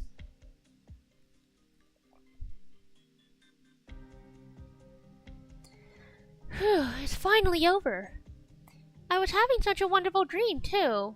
What a waste. Considering how carelessly you spread out when you sleep, you must have wonderful dreams every day. I don't. Wait, I don't do that, do I? No, I was just making an educated guess. You know, we've been walking through this forest for a few days now. Are there really Sami tribes living here? The Sami locals like to live in odd locations and most aren't exactly welcoming of outsiders, so it won't be easy to find them. True. I didn't think they'd live in such a remote place. Weren't you the one who wanted to look for a snow priest, Marcial? Are you giving up already? Well, I didn't know this place would be so scary. When we had just arrived in Sami, it looked so pleasant. I heard all kinds of interesting stories, too. There was a small Basque astrology tent where they were telling fortunes. I mean, I did later find out she was a fraud controlling the crystal ball directly, but her story about a thousand-headed monster of Minnow and myth was still fascinating. I wonder if we could actually find it at Minnow's. I've also heard tales of a powerful monster that gains the abilities of whatever it eats. Very interesting how we're in stage 4 now, but it's very interesting how much information the party has gained of Terra in what seems to be such a short time, because we jumped from Sargon to Rim Billington, now we're in Sami and already making mentions of other areas. What an amazing ability. Of course, that's the part that gets your blood racing. Of course that's the part that gets your blood racing. Wrong tone for that. Oops. Let's see if we can find a snow priest before my legs completely give up on me. If you're going to live as an adventurer, you must learn to adapt your environment, Marcial. Well, don't worry about me adapting to this environment because I'm never coming back here. Ever. Thinking like that will only hinder your growth. I'd much rather trek through a place like this than stroll down a paved street. Look, I'm not saying we should give up on the snow priest. But the fortune teller said we'd find them in the Mirkwood, and what have we found? Nothing. It's dark, damp, there are just as many monsters as there are trees, and our supplies are nearly gone, which means you'll probably try to eat the monsters again. What do you think, Lyos? The ones we've run into so far don't seem all that different from the ones we've seen before. I thought we'd get to see some rare monsters in here. Forests don't give up their secrets that easily. We haven't discovered them yet. Speaking of eating monsters, looks like the two of them are already carving one up. Isn't that great, Marcio? You're in for another treat. No way! Absolutely not! No, no, no! Another one? What? Looks like I got here too late. And you are? Laios, you got blood on your face. And don't greet people while holding that monster meat in your hand. Oh, it's fine. I've seen much worse, trust me. Okay, thank God it is a girl. If that was a guy and I was giving them a high point, then that wouldn't have made sense. But she's cute. You can call me Oak Cup. I'm an apprentice shaman. A flock of foul beasts told me your location, so I hurried over. Though I'm sure you could have handled yourselves fine even without me. Oh, please, don't worry. I come with no ill intent. Seeing how well you're doing, I won't bother you any longer. Wait, did you just call... Whoops. Did you just call yourself an apprentice shaman? I did. We entered this forest hoping to find a Sammy Snow Priest to divine a way home for us, or at least help us find Rose Island. A way home? Yeah, for whatever reason we don't even know how to do that. As for Rose Island, a while back someone told us to look for them for help, but we haven't been able to find them. There are many in the south who are eager to guide others. Oh, we've met one of those. Basque Astrology. Thanks to them, outsiders often come to the same misconception you have.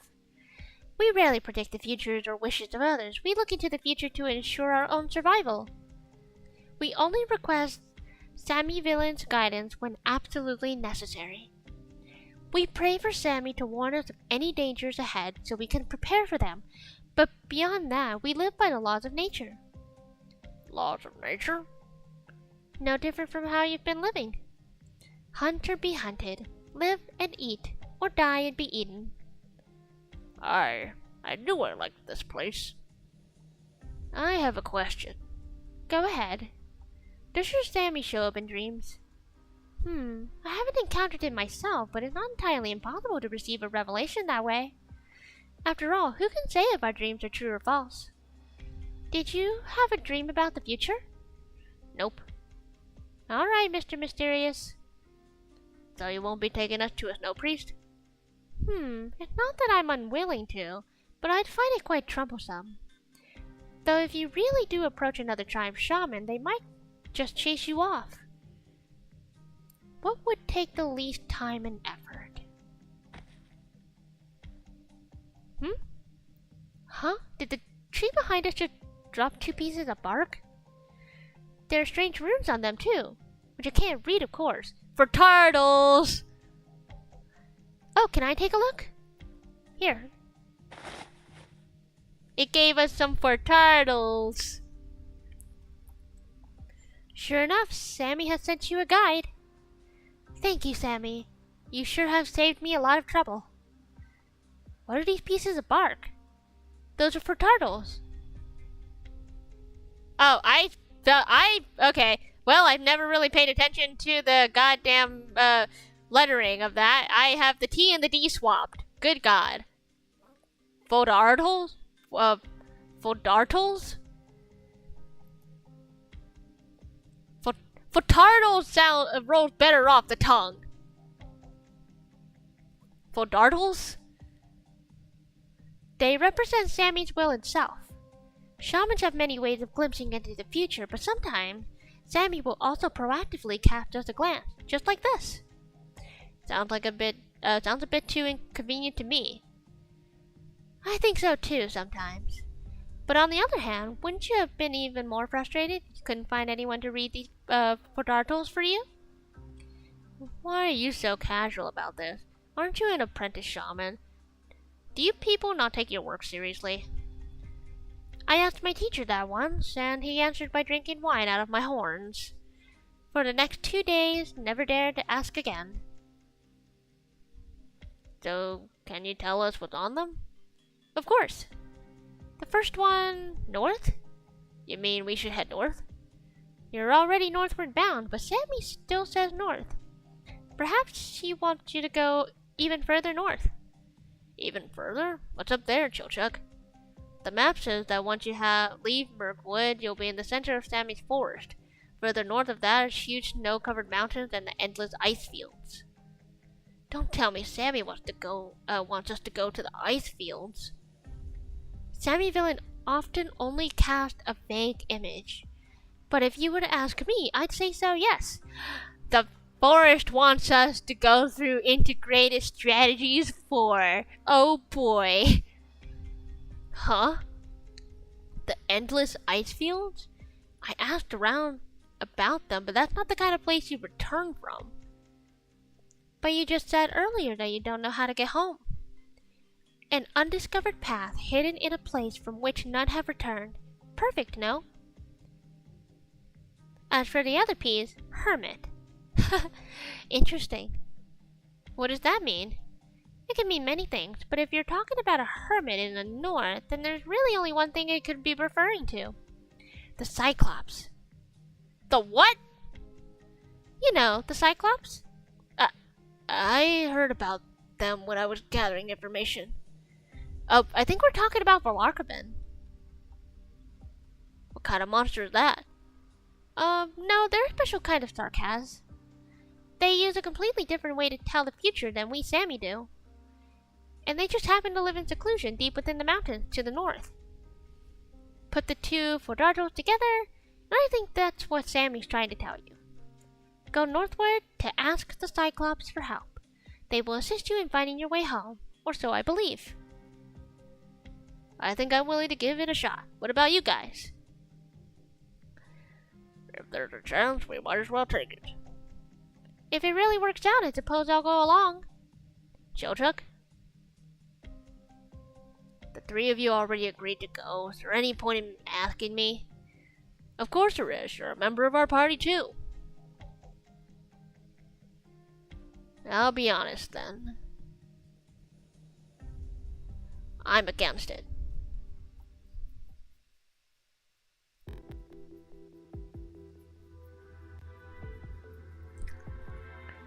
Do you not trust Okacup?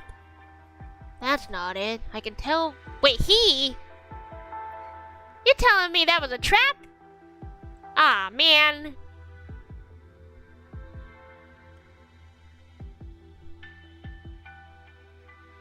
Then why not? Prophecies, divinations, you guys are way too willing to believe that stuff. What if someone planned this all out? Dropped 2 pieces of bark here and is trying to cheat us again. But he has a point, but I still think there's no harm in heading north a bit farther. If we run into another while now, so I wouldn't want to miss even a chance of finding a way home. Fine. Speaking of going north, why do I feel like we've been wandering around in circles this whole time? Haven't we already walked past here before?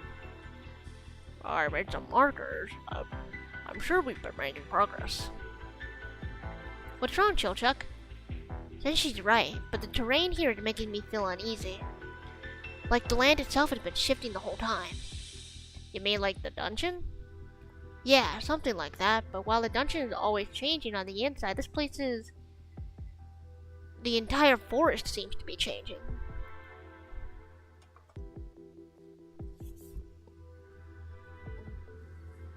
Look, there's a cliff up ahead. I'll go scout the terrain.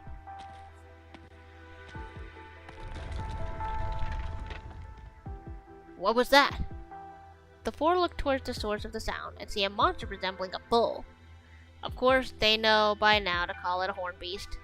A creature showing up in the forest should be a common sight, but this horned beast has still drawn their attention for one reason.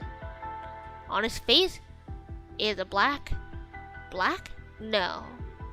Is a blank and endless void. The first thing that comes to mind is the galaxy of stars one can see in the night sky. A cow with a void as its face. They find this reality hard to believe. What's even more shocking is what lies dead center in the blank space. A circle. An uncanny, perfect circle. A circle somehow even darker than the void surrounding it. Darker than the night, deeper than the void. But how can this dark circle seem to emit light?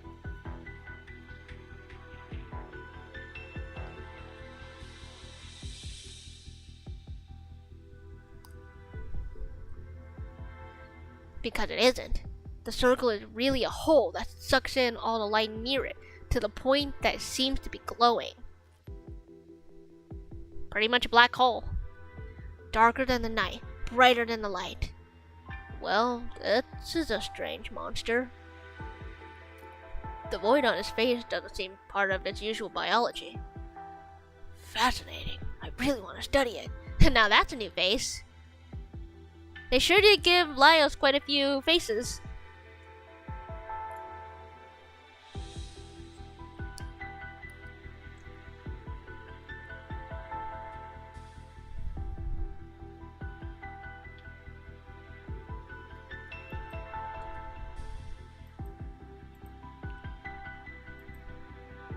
How? Sounds like it's angry. There are wounds on his body from weapons. Someone's rounded it up, and now it thinks we're the enemy. Eat my axe! Actually, wait, whose axe?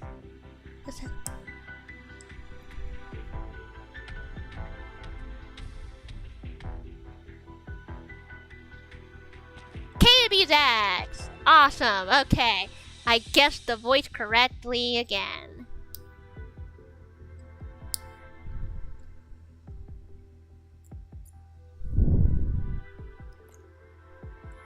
Wow, that girl has a ton of weapons. Damn, the cliff's collapsing. Chilchuck! Lyles immediately sprints towards Chilchuck on the cliff, but is one step too late. Chilchuck tries to jump backward to catch the outstretched hand, but Lyles fails to grab him and can only watch as the half-foot falls off the cliff. Oh no. Not Chilchuck! And now the stage begins. Okay. There we go, classic Sammy.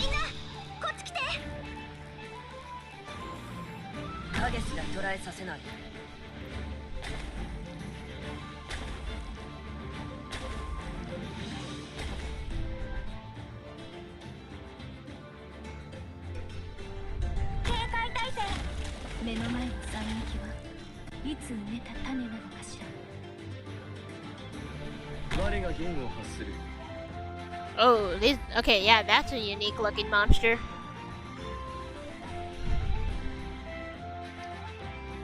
Put some healing on the snipers.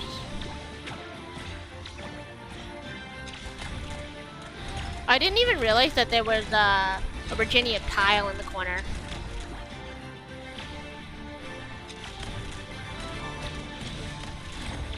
Well, they're dying well enough, at least. Nobody's getting... oh. I just realized, Ascalon died. Whoopsie.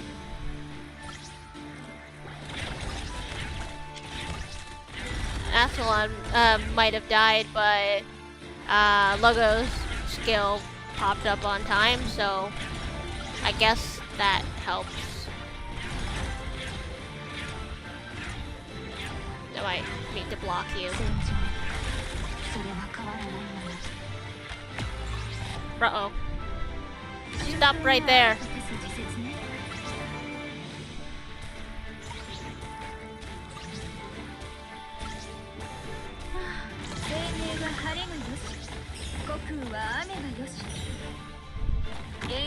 Okay, I have very limited time before these slugs start escaping. Thank you, Shu. Shu to the rescue.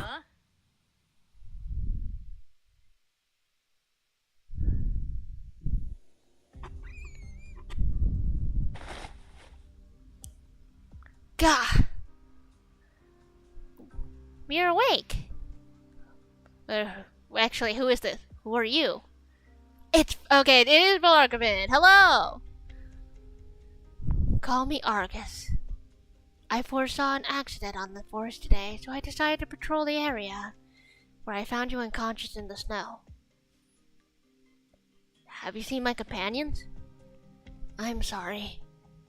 I should go look for them. Gah! You're quite injured. You should rest here first. You don't seem to be semi-fueled.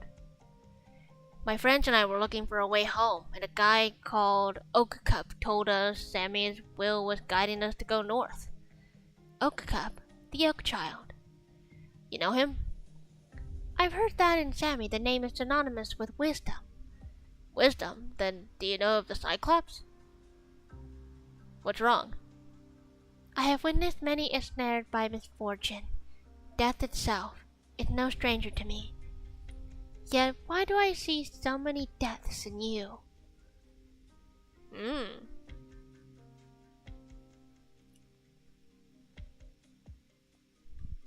No sign of Chilchuck? Yeah. We should at least be glad for the thick snow and trees here. You should have... Whoops, I clicked that too quick.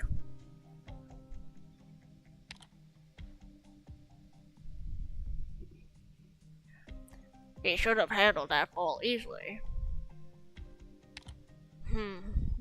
But if he get attacked by monsters, he won't stand a chance. So we should still find him as fast as we can. It'll be terrible if he ran into that horn beast from earlier. Aye, but we have another problem. Okay, Abby. Sorry. That's not your fault.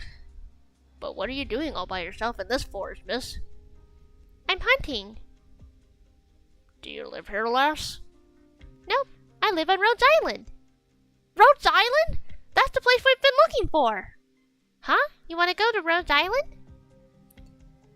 Yeah, we're trying to find our way home, and someone told us we could get help there. You lost your way home? So sad. Are you from Rhodes Island? Can you take us there? But I don't want to go back yet. Why not? 'Cause I'm still hungry. Is that all? Then if we feed you till you're satisfied, will you take us there? Sure. I didn't expect to find a lead like this. Could this be what Sammy was guiding us toward all along?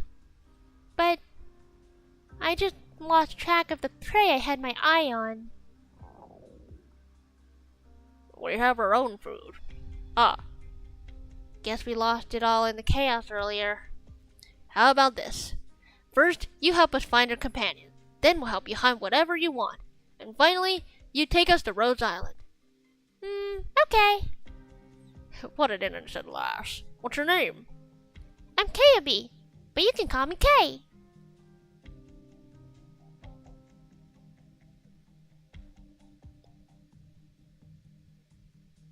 You saw death in me?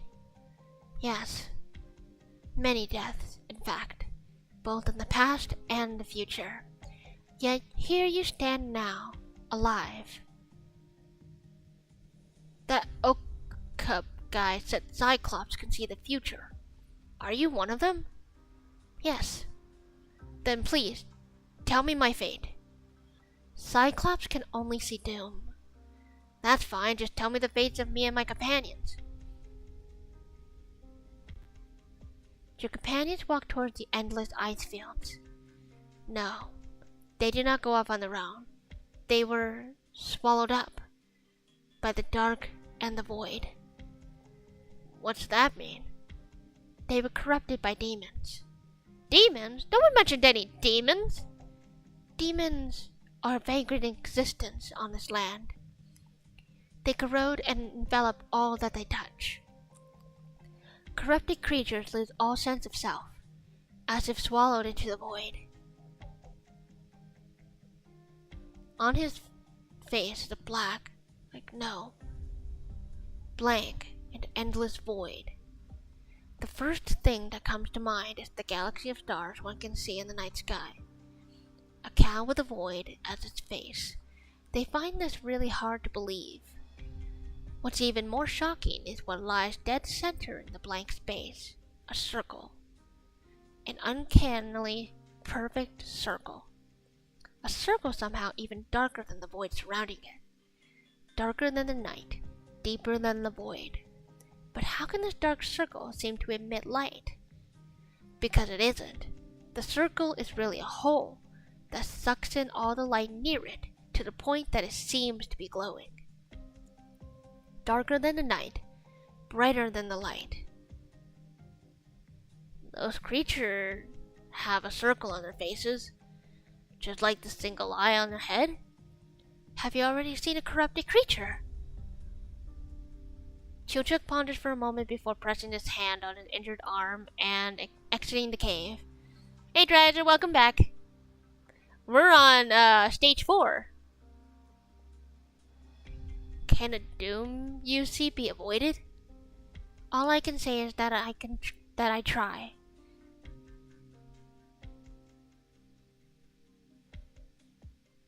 Your classes just got done? That's nice. Then so will I.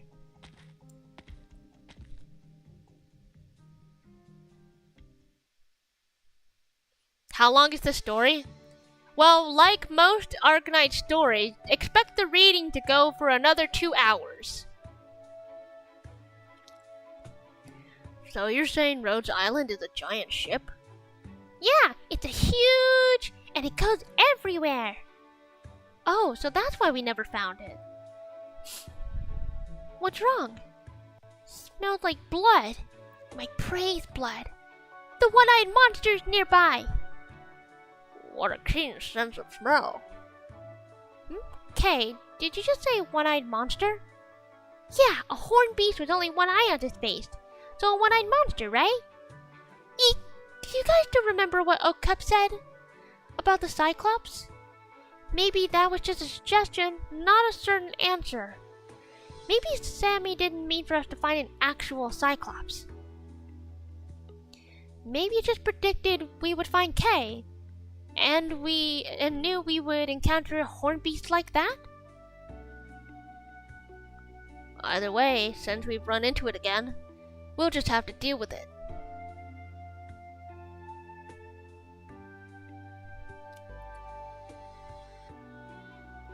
Is it dead? Should put our mind at ease about Chilchuk, at least a little. Now let's go find him. I've got a suggestion. What if we started a fire here, instead of running around aimlessly? It might attract some wild beasts, but Chilchuk could spot us too. But... Either way, we can't really do much on an empty stomach. You're right. Even if he doesn't see it, we should feed ourselves first, if we want the energy to keep searching afterward. So what do we do with this one-eyed horned beast? Let's eat it! Together! Aye, sounds good. But... I've heard of traditions where people will kill and eat an animal as a sacrifice to the gods, hoping for divine revelation. My guess is the will of Sammy was hoping for us to do something similar. Then... Don't even try to pretend, Nyahao. You were planning to eat it from the start. Let's start a fire first. Hopefully, Chilchuk will see it.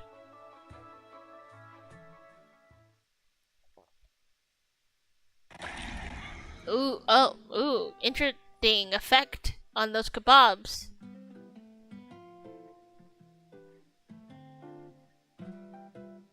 Huh.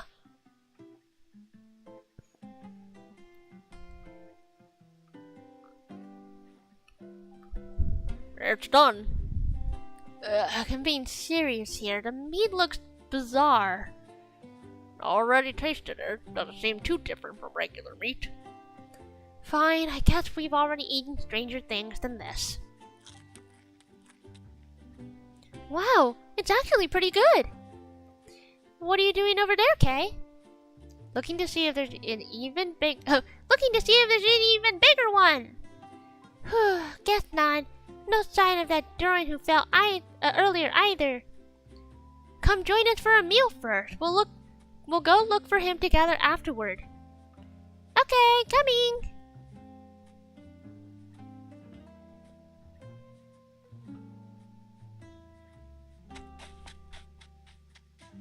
Hey!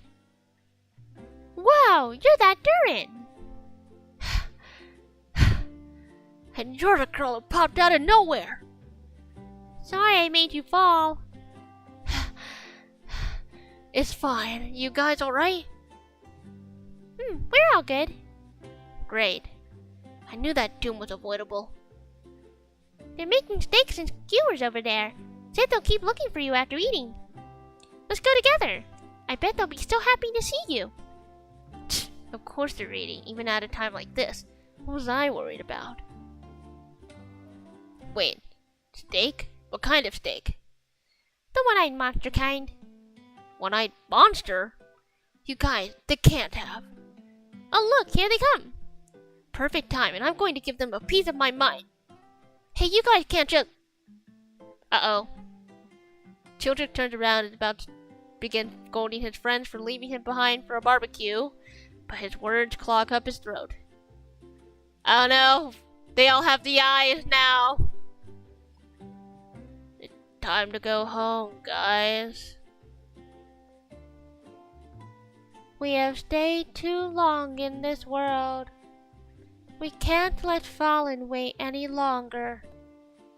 Yes. It's time to harvest the crops of the golems.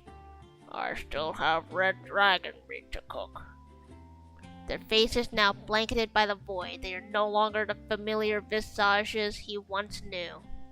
Their voices start to break and distort until Chilchuck isn't even sure how they're speaking. You guys ate that corrupted horn beast?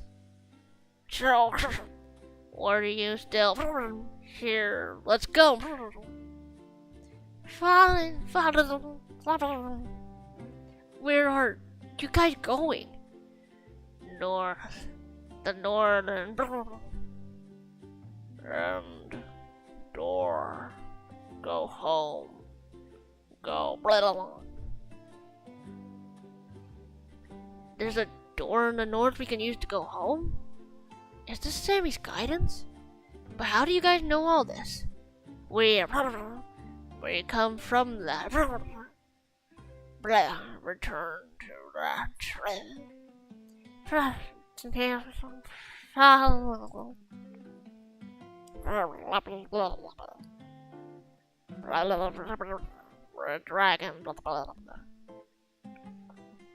Chilchuck feels a mess of emotions welling up. Panic and resignation wash over him. Doom feels inevitable. His own party members are now in dire straits, and he is powerless to help them. But he also feels a little angry, because the reason for their distress is entirely their own damn fault. Oh my god. Chilchuck is sure he only blinked once, but the trio suddenly appear near him. The next second, they're by his side. From his perspective, they seem to have moved in a flash, as if the holes in their faces swallowed the space between them. Soon, they disappeared into the depths of the forest. Chilchuck stands still for a moment before breaking into a deep sigh. He hears the Cyclops approaching behind him, and he sees the puzzled looks. Sees the puzzled look on the girl's face. Bleh. He does not wait or hesitate, but begins sprinting towards where his companions vanished. He is too embarrassed to explain what happened here to the Cyclops and her sorrowful gaze. They are his companions, after all. Of course, he can't just watch them disappear for good like that. Guys, could you just slow down? Yeah, apparently it's the void that makes all the enemies go zoom. An angry roar echoes in the skies above the Mirkwood, lingering for a long time. Wait for me! I want to join you guys too!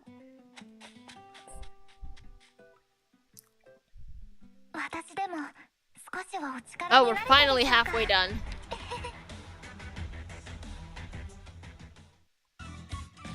Yeah, by the time we're done reading here, it's definitely gonna be the 5-hour mark.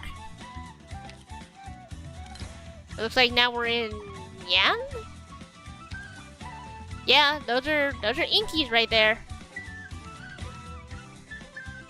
It's okay, it's 1 point again. How's this one gonna go?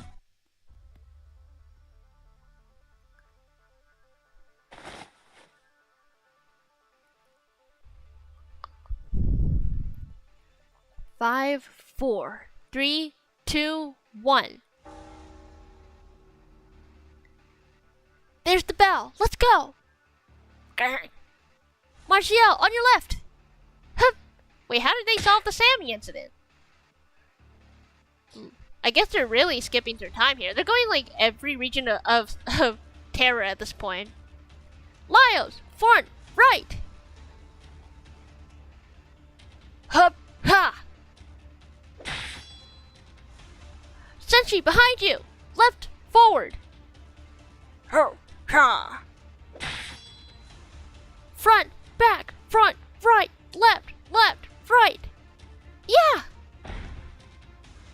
Front, back, left, front, right, left, back! Yeah!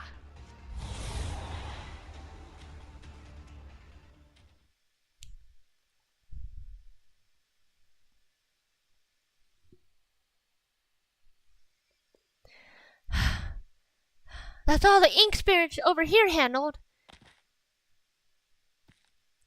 Much appreciated. Oh, don't mention it. We're happy to help with any of your troubles, considering the village agreed to take us in for a bit. I'll be off, man. Promise to help plant some veggies out in the fields. Senshi sure has gotten friendly with the locals. Is it not the same for you, Chilchuk? Uncle Zhang told me to invite you over for a drink with him after you finished with the ink spirits. He should just admit he can't outdrink me and stop keeping challenging me again and again. May I come over for some tea today, Dawn? Certainly. I am available if you are.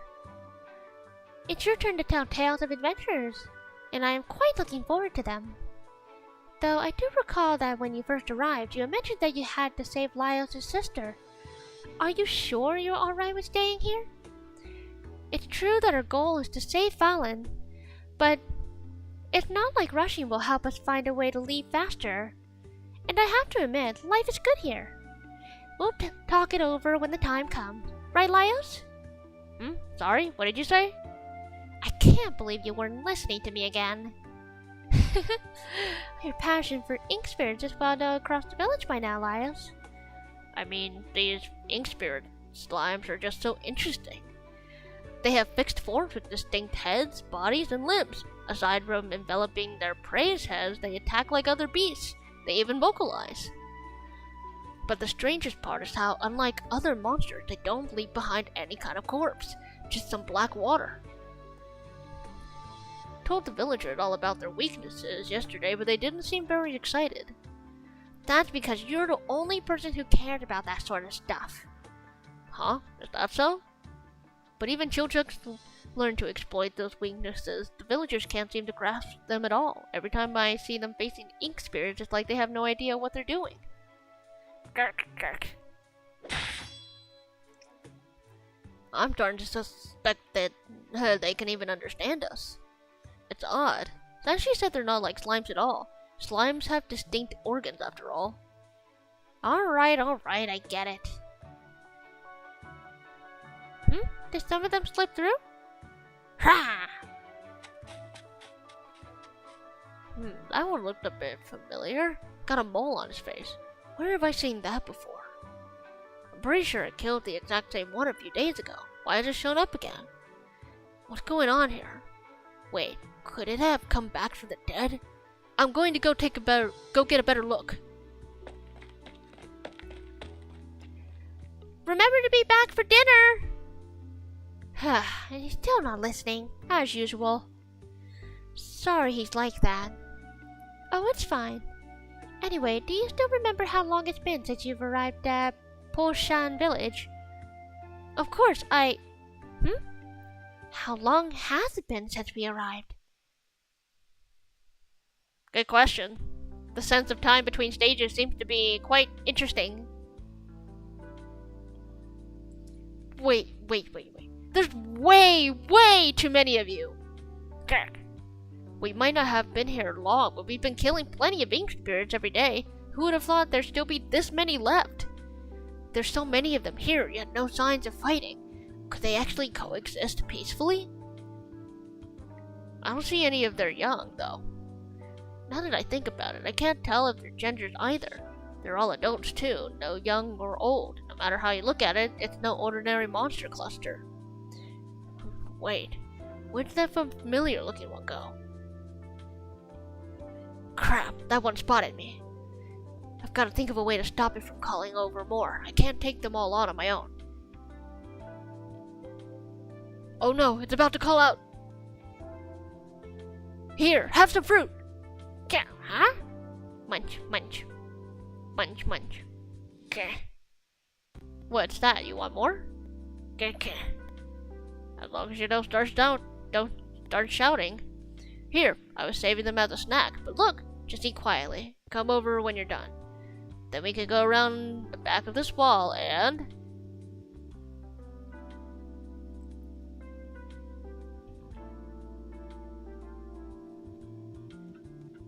You're awfully well behaved. What's going on here?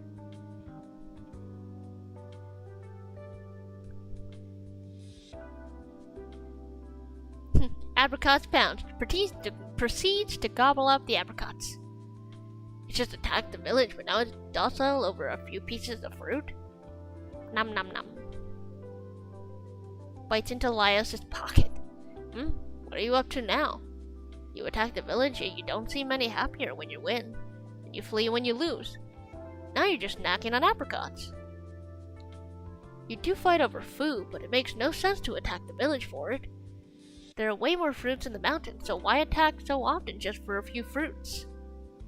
The villagers haven't stolen your young or encroached on your territory, so where's all this hostility coming from? Wait, isn't that the one with the mole from earlier? Take this!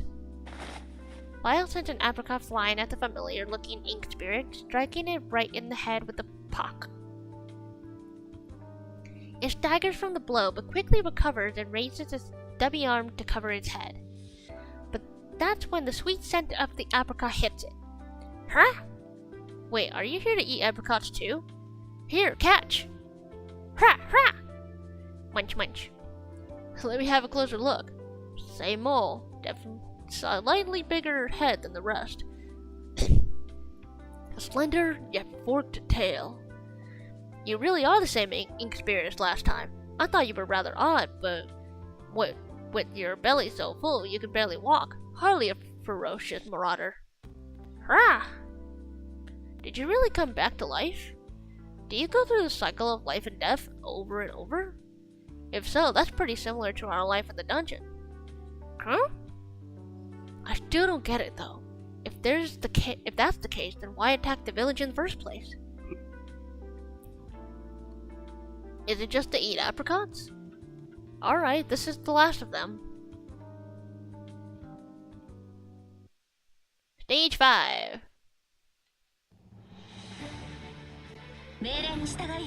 Oh, yeah, these guys are fat. Oh, he just ate a berry.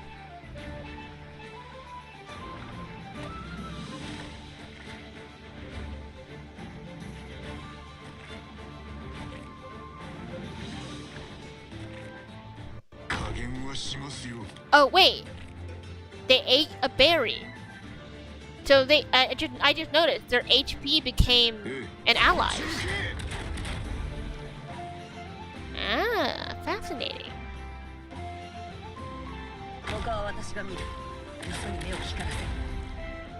Very fascinating.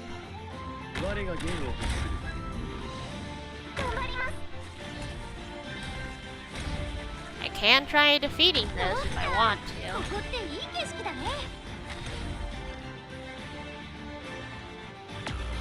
Yeah, okay, I wasn't able to get the healer down in time. That's fine.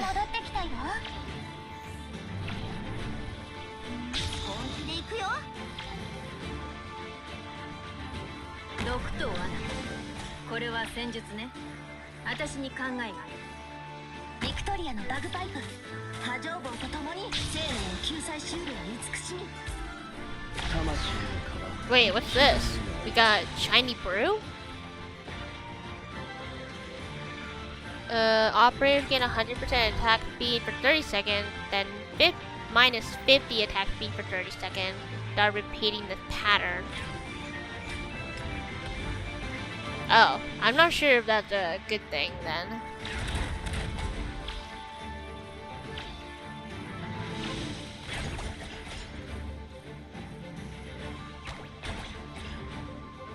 Oh.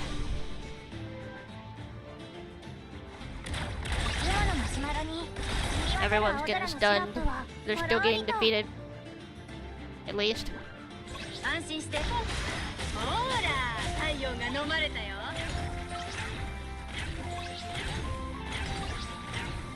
Nobody die on me now.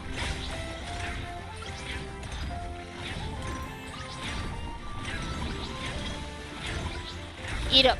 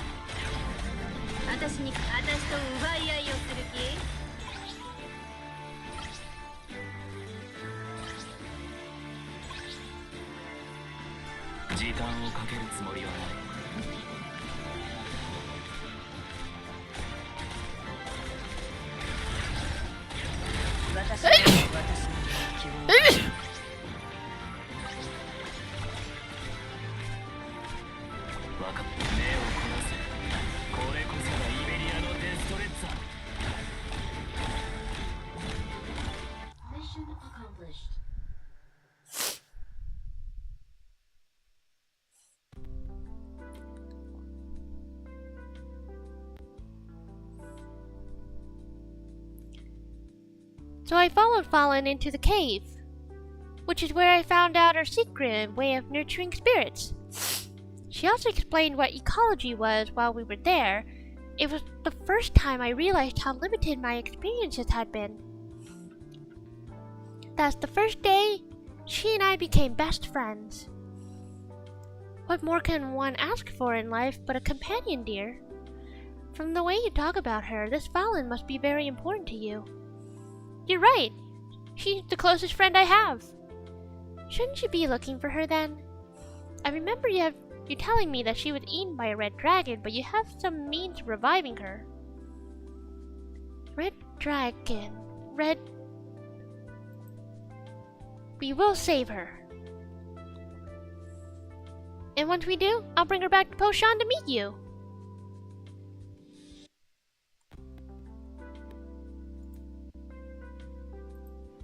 Very well.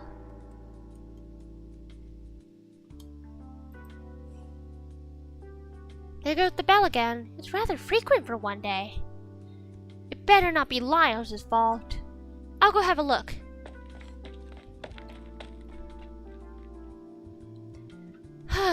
This is about all I can do.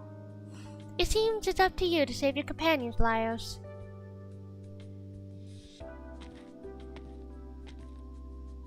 What's the matter, Marcial? It's strange. The bell went off, but the ink spirits didn't attack. Lyos hasn't returned either. Eh? He had managed to tame them with apricots.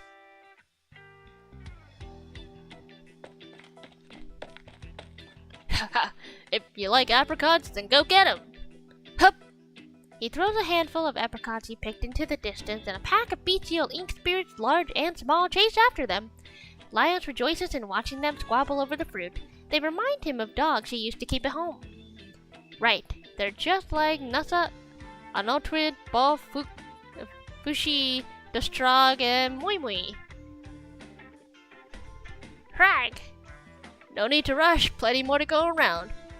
For the ink spirits that resemble sloths, Lyos feels no need to make them fight over the fruits. He's become familiar with the habits of this species of ink spirits, setting aside a pile of apricots just for them to eat as they please. Once they eat their fill, they lie down and the color of their backs begin to change. As he watches them try to stuff their mouths despite their protruding, plump bellies, he wonders how anyone couldn't be fond of these little fellows.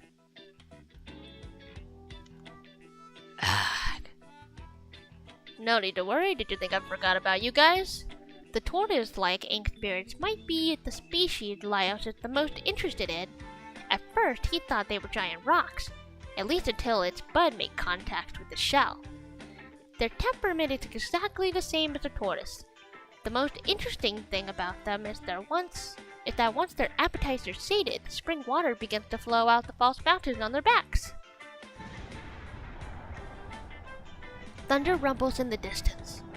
Upon hearing it, the ink spirits begin to stand one by one. Though they discover that they cannot for one simple reason. They've stuffed themselves silly. That's actually funny.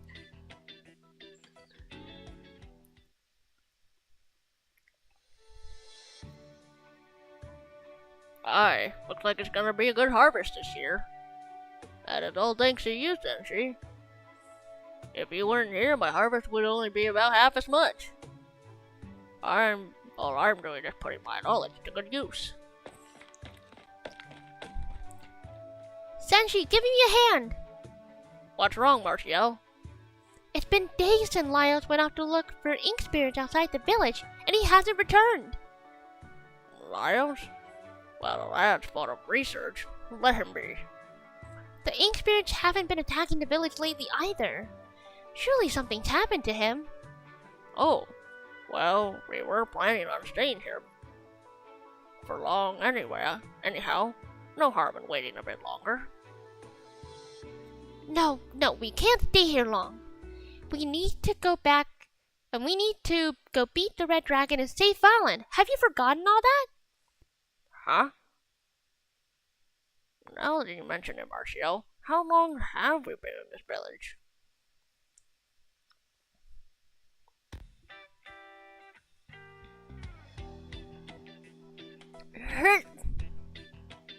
Hungry again? My oh my, you're greedy little fellows, aren't you? No need to worry, plenty for everyone today too. Though we're going to do something a bit different this time around. Huh? See that peak of, that hill over there? I put lots of your favorite fruit there.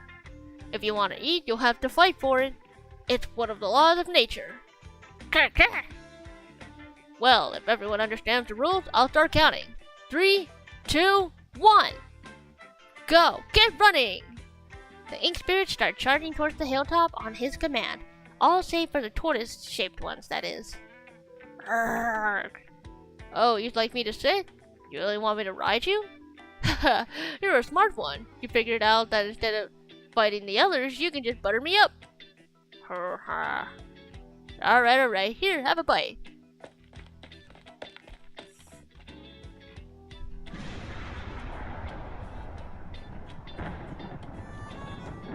Amidst the mountains, days pass like the wind. By now, Laios has figured out it's the thunder that triggers the ink spirits to attack the village. But external stimulus like that won't change their inherent habits. Laios knows this too well. Hey, Tommy! Welcome in! Nice to see you here. I'm just busy reading story. The story is taking a while.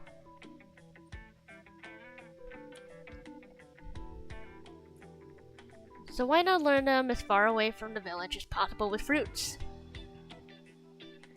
Yeah, the story do be storying. The story is great, but the bad part is that there's like you have like 5-6 hours of story and only like 1 hour of it is actually gameplay. So it's a lot of reading. The ratio to reading to gameplay is very skewed. But this is the collab story. The story is very interesting so far. That way, if they attack again, they'll have to run all the way from the top of the hill rather than halfway down.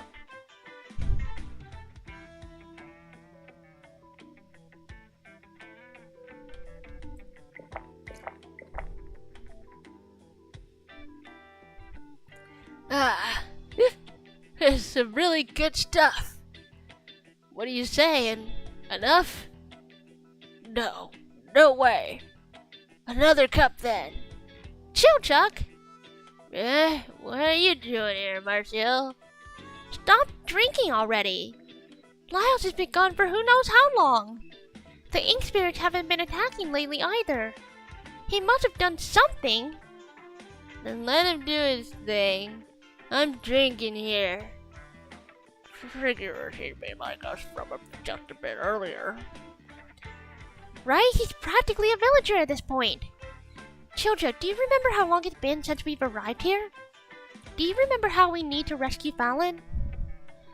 Do you remember that your least favorite monster is the Mimic?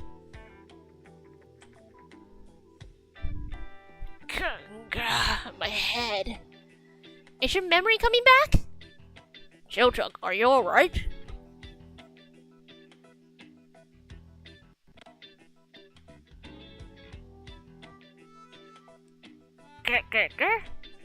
So what are your names?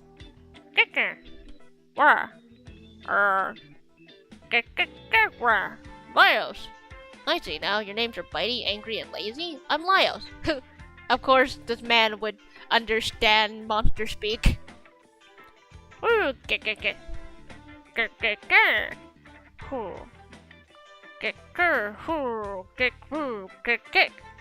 Of course we're friends. Secluded in the mountains, Lyos loses track of time. He no longer cares if the thunder booms or not. He's now good friends with the ink spirits. They eat together and live together. Every day they pluck fruits. They pluck fresh fruits and frolic about in the hillside forest. He even understands their speech.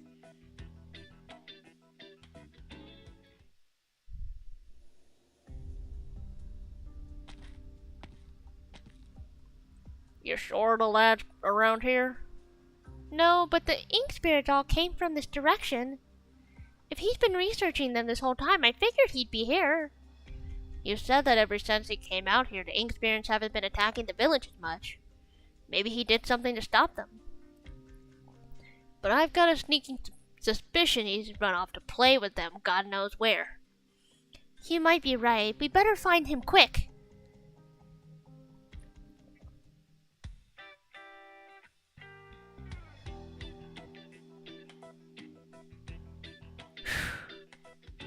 The longer Lyos lives with them, the more he has come to understand these ink monsters.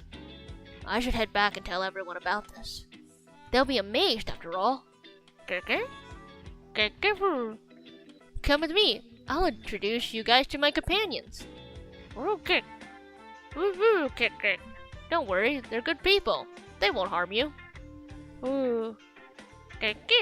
Yeah, I'm sure they'll welcome you all. Lyos, we're here to help you. Huh? The three rescuers seem a most bizarre scene. Lyos, the one they've been worried about, and eagerly searching for, is crawling around on the ground all fours like a wild animal, talking to the ink spirits in an incomprehensible language. It was at this moment that they felt something shatter in their hearts. Oh no. Oh, you guys came at just the right time. Wow. Oh, sorry, I've been using their language for so long, I nearly forgot how to speak to humans.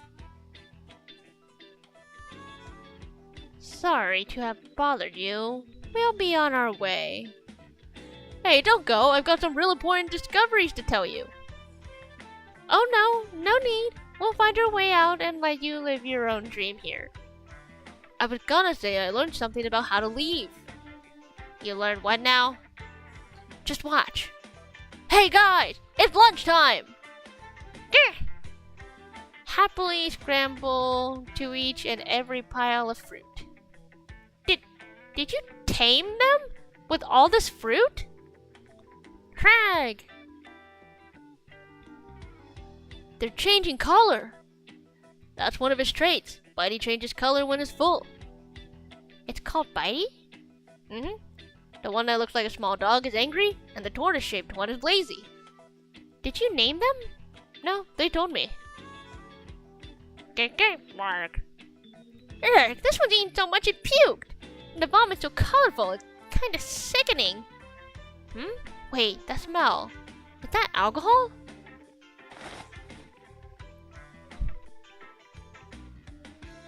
What are you doing, Zenshi? That is ink spirit puke! Smells like fruit wine. A good ferment if my nose is right. Tastes pretty good too. Don't just eat random things. Calm down, Martial. Listen. Listen for what? The sound of what's sloshing around in their bellies. This one has wine inside, while this one has jam. And keep looking. Alright, this one's got gushing springs on the back after eating all that fruit. This... Oh my, how refreshing. It's fruit juice. What does anything have to do with... what does any of this have to do with getting out of here? Wait a moment and you'll see. Zenshi, do you have any containers we can keep the jam and drinks in? I do. I've been drinking with the villagers a whole lot recently, so I got a few cups and bottles on me. Don't tell me you're thinking of... Don't tell me you want to... Nicely done. Now this jam will still need some sugar if you want it to be palatable. As for the juice, it's refreshing, sure, but a bit bland. But if we blend the juices that go well together, add in some sugar, stir until it's mixed evenly, pour into a glass, add fruit slices for decoration, and it's done. My improved ink spirit, wine, jam, and juice. Give it a try.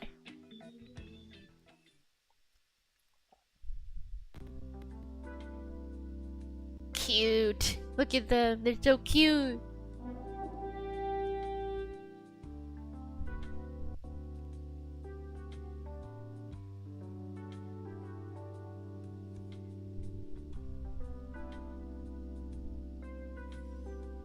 Oh, this fruit wine really does have new flavors to it. Bit too much sugar for one day, though. We should get some exercise to work it off. I really don't want to speak with people who are willing to eat vomit. Honey is bee vomit, Martial. The vegetables I grow in the golems are also fertilized with excrement from people in the dungeon. Stop! I don't want to hear it! What's up, Lyos? You haven't said a word since earlier. I'll tell you all my plans now. When I was chasing that ink spirit with the mole, I was surprised to discover that they'd happily slack off from attacking the village if it meant they got to eat fruit instead. Which means monsters do attack humans, and sometimes that is due to their aggressive nature. But most of the time, there's a specific reason, like their habitat getting encroached upon, or something happening that enraged them. But there's no reason why they attacked the village. At first I thought it was out of hunger, but these guys are far too docile and meek when they eat to back it up. Grr? Yeah, that one's even dripping with spit. Then there's the villagers. It's incredibly strange how they have absolutely no understanding of ink spirit behavior. We've only just arrived and I've already found out that you can tame them with fruit. But the villagers have clashed with them countless times. They should have learned a thing or two about handling them, even if they didn't want to. But the way that they haven't, it's like they have no need for it. Maybe they tried before, but didn't learn the proper way? That'd be even stranger. If they tried and failed, wouldn't it make more sense to just leave this dangerous place? Obviously they chose to stay, so wouldn't they want to keep trying to fend them off? They won't leave, and they won't find a way to fend them off. So how are they still living here? And haven't you guys ever wondered why we couldn't find an ink spirit nest? What's more, they can come back to life endlessly. It's as if the whole place is fake. Oh, what an interesting theory. Dawn, what did you? Please, do go on. Where we come from, legends speak of a lunatic magician who used this tremendous magical power to create a dungeon. All sorts of monsters live within it. But their existence isn't isolated, but interconnected. They prey on, exploit, and sometimes form symbiosis with one another. They're all a part of one ecosystem. No matter what kind of man this lunatic magician is, I can tell just how amazing that feat that was. As for this place, someone who could create such a vivid lifelike world must be as amazing as well. But I wonder, why did this person design a more complete ecosystem when creating the ink spirits? Where do they build their nests? How do they reproduce? How do different variants communicate with one another? And what's their relationship to the people who live here? I'm so curious about all this, but I don't see how all the pieces fit together. Why did that person make things this way? And there's one more thing I noticed. They hid away a basket of hawthorn berries, but never once ate from it. Hawthorn? Hawthorn. Is it? I never noticed. Sorry, what was that? Nothing. Just thinking out loud is all. But I see now. The connection between all things which you deem important serves as a mutual affirmation of one another. I am your mirror, and you mine.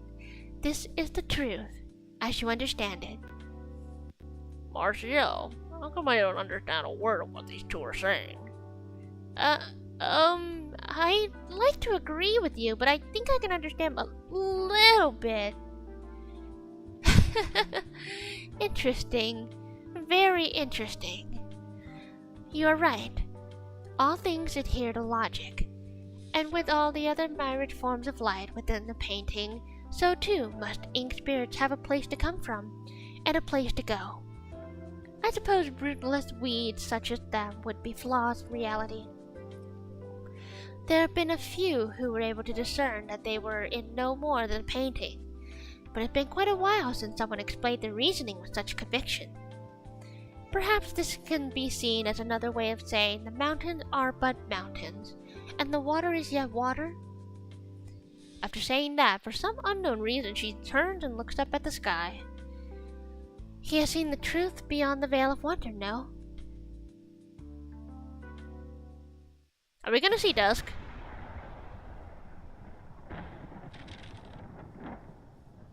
Huh? What's happened to this painting? I painted a perfectly good landscape on this. Why is it all like this now? The ugly ink blots, the water stain, and the blotches of red and purple? Did someone sneak into my room? Yay, dusk! Could it have been... No, this time it isn't the work of my lovely sister. How interesting. Perhaps there is an unruly spirit roaming the wilds with a penchant for artistry.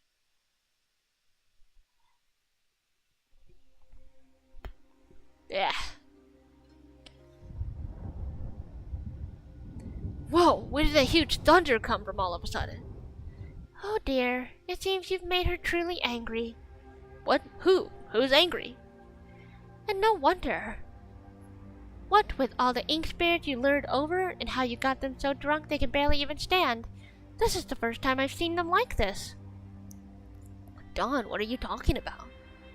Look, up there, someone falling out of the sky? More like flying, and she looks pissed. Maybe she's the magician who created this place. Oh, Lyle must have made her mad with his blabbering. What? But I didn't say anything wrong.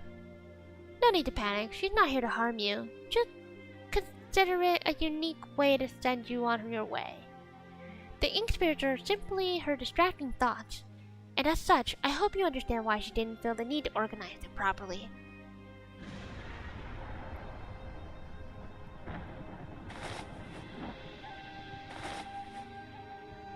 Hey, be gentle with them. They've just eaten. You can't lift them upside down like that. Black. Quick, take this bottle and fill it up with the jam. Don't let it go to waste. Get out now! What? How are you drawing with that sword? And they got kicked. Ah! Oh! Ow, my butt! Eek!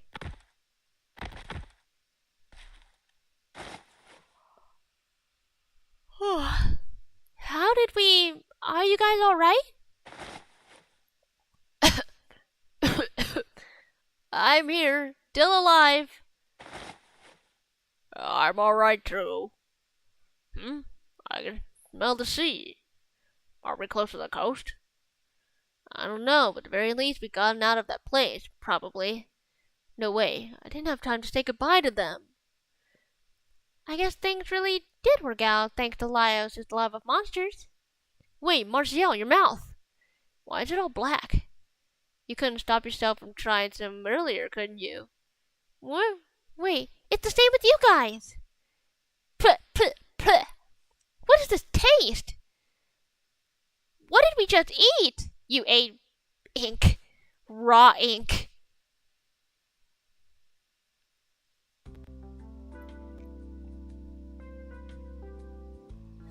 Looks like this painting's gotta go. I thought they were an amusing bunch. Not going to try some? These are some hawthorn berries here, too. Not even a bite? Absolutely not.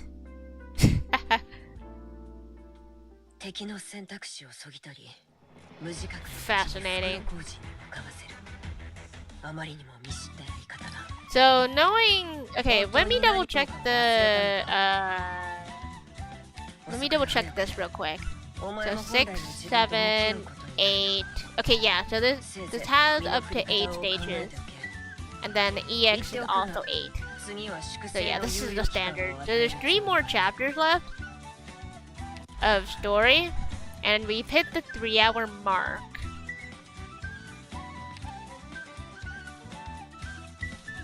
Yeah, chances are it is gonna hit me the 5-hour mark to actually finish reading this. So wait, what's the grinding material for this stage? Polyester. I could definitely use that. I could definitely use that. Got the pot over there, what looks like chests? These all look like chests. Interesting.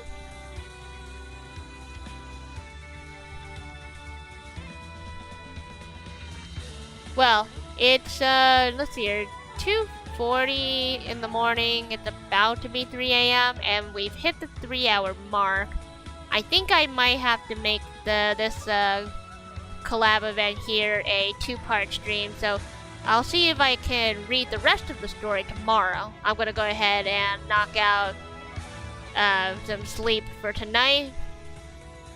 I've read a good chunk of the story today, so I'll just have a little bit left tomorrow, which should not be too bad. So with that, I'm gonna call it a night. Thank you all for watching. Thank you all for lurking. I will continue the story tomorrow. Yanni. Well, then again, actually, wait, tomorrow is already today because it's 3 a.m. Or close to 3 a.m. So I will continue the story later. Yanni.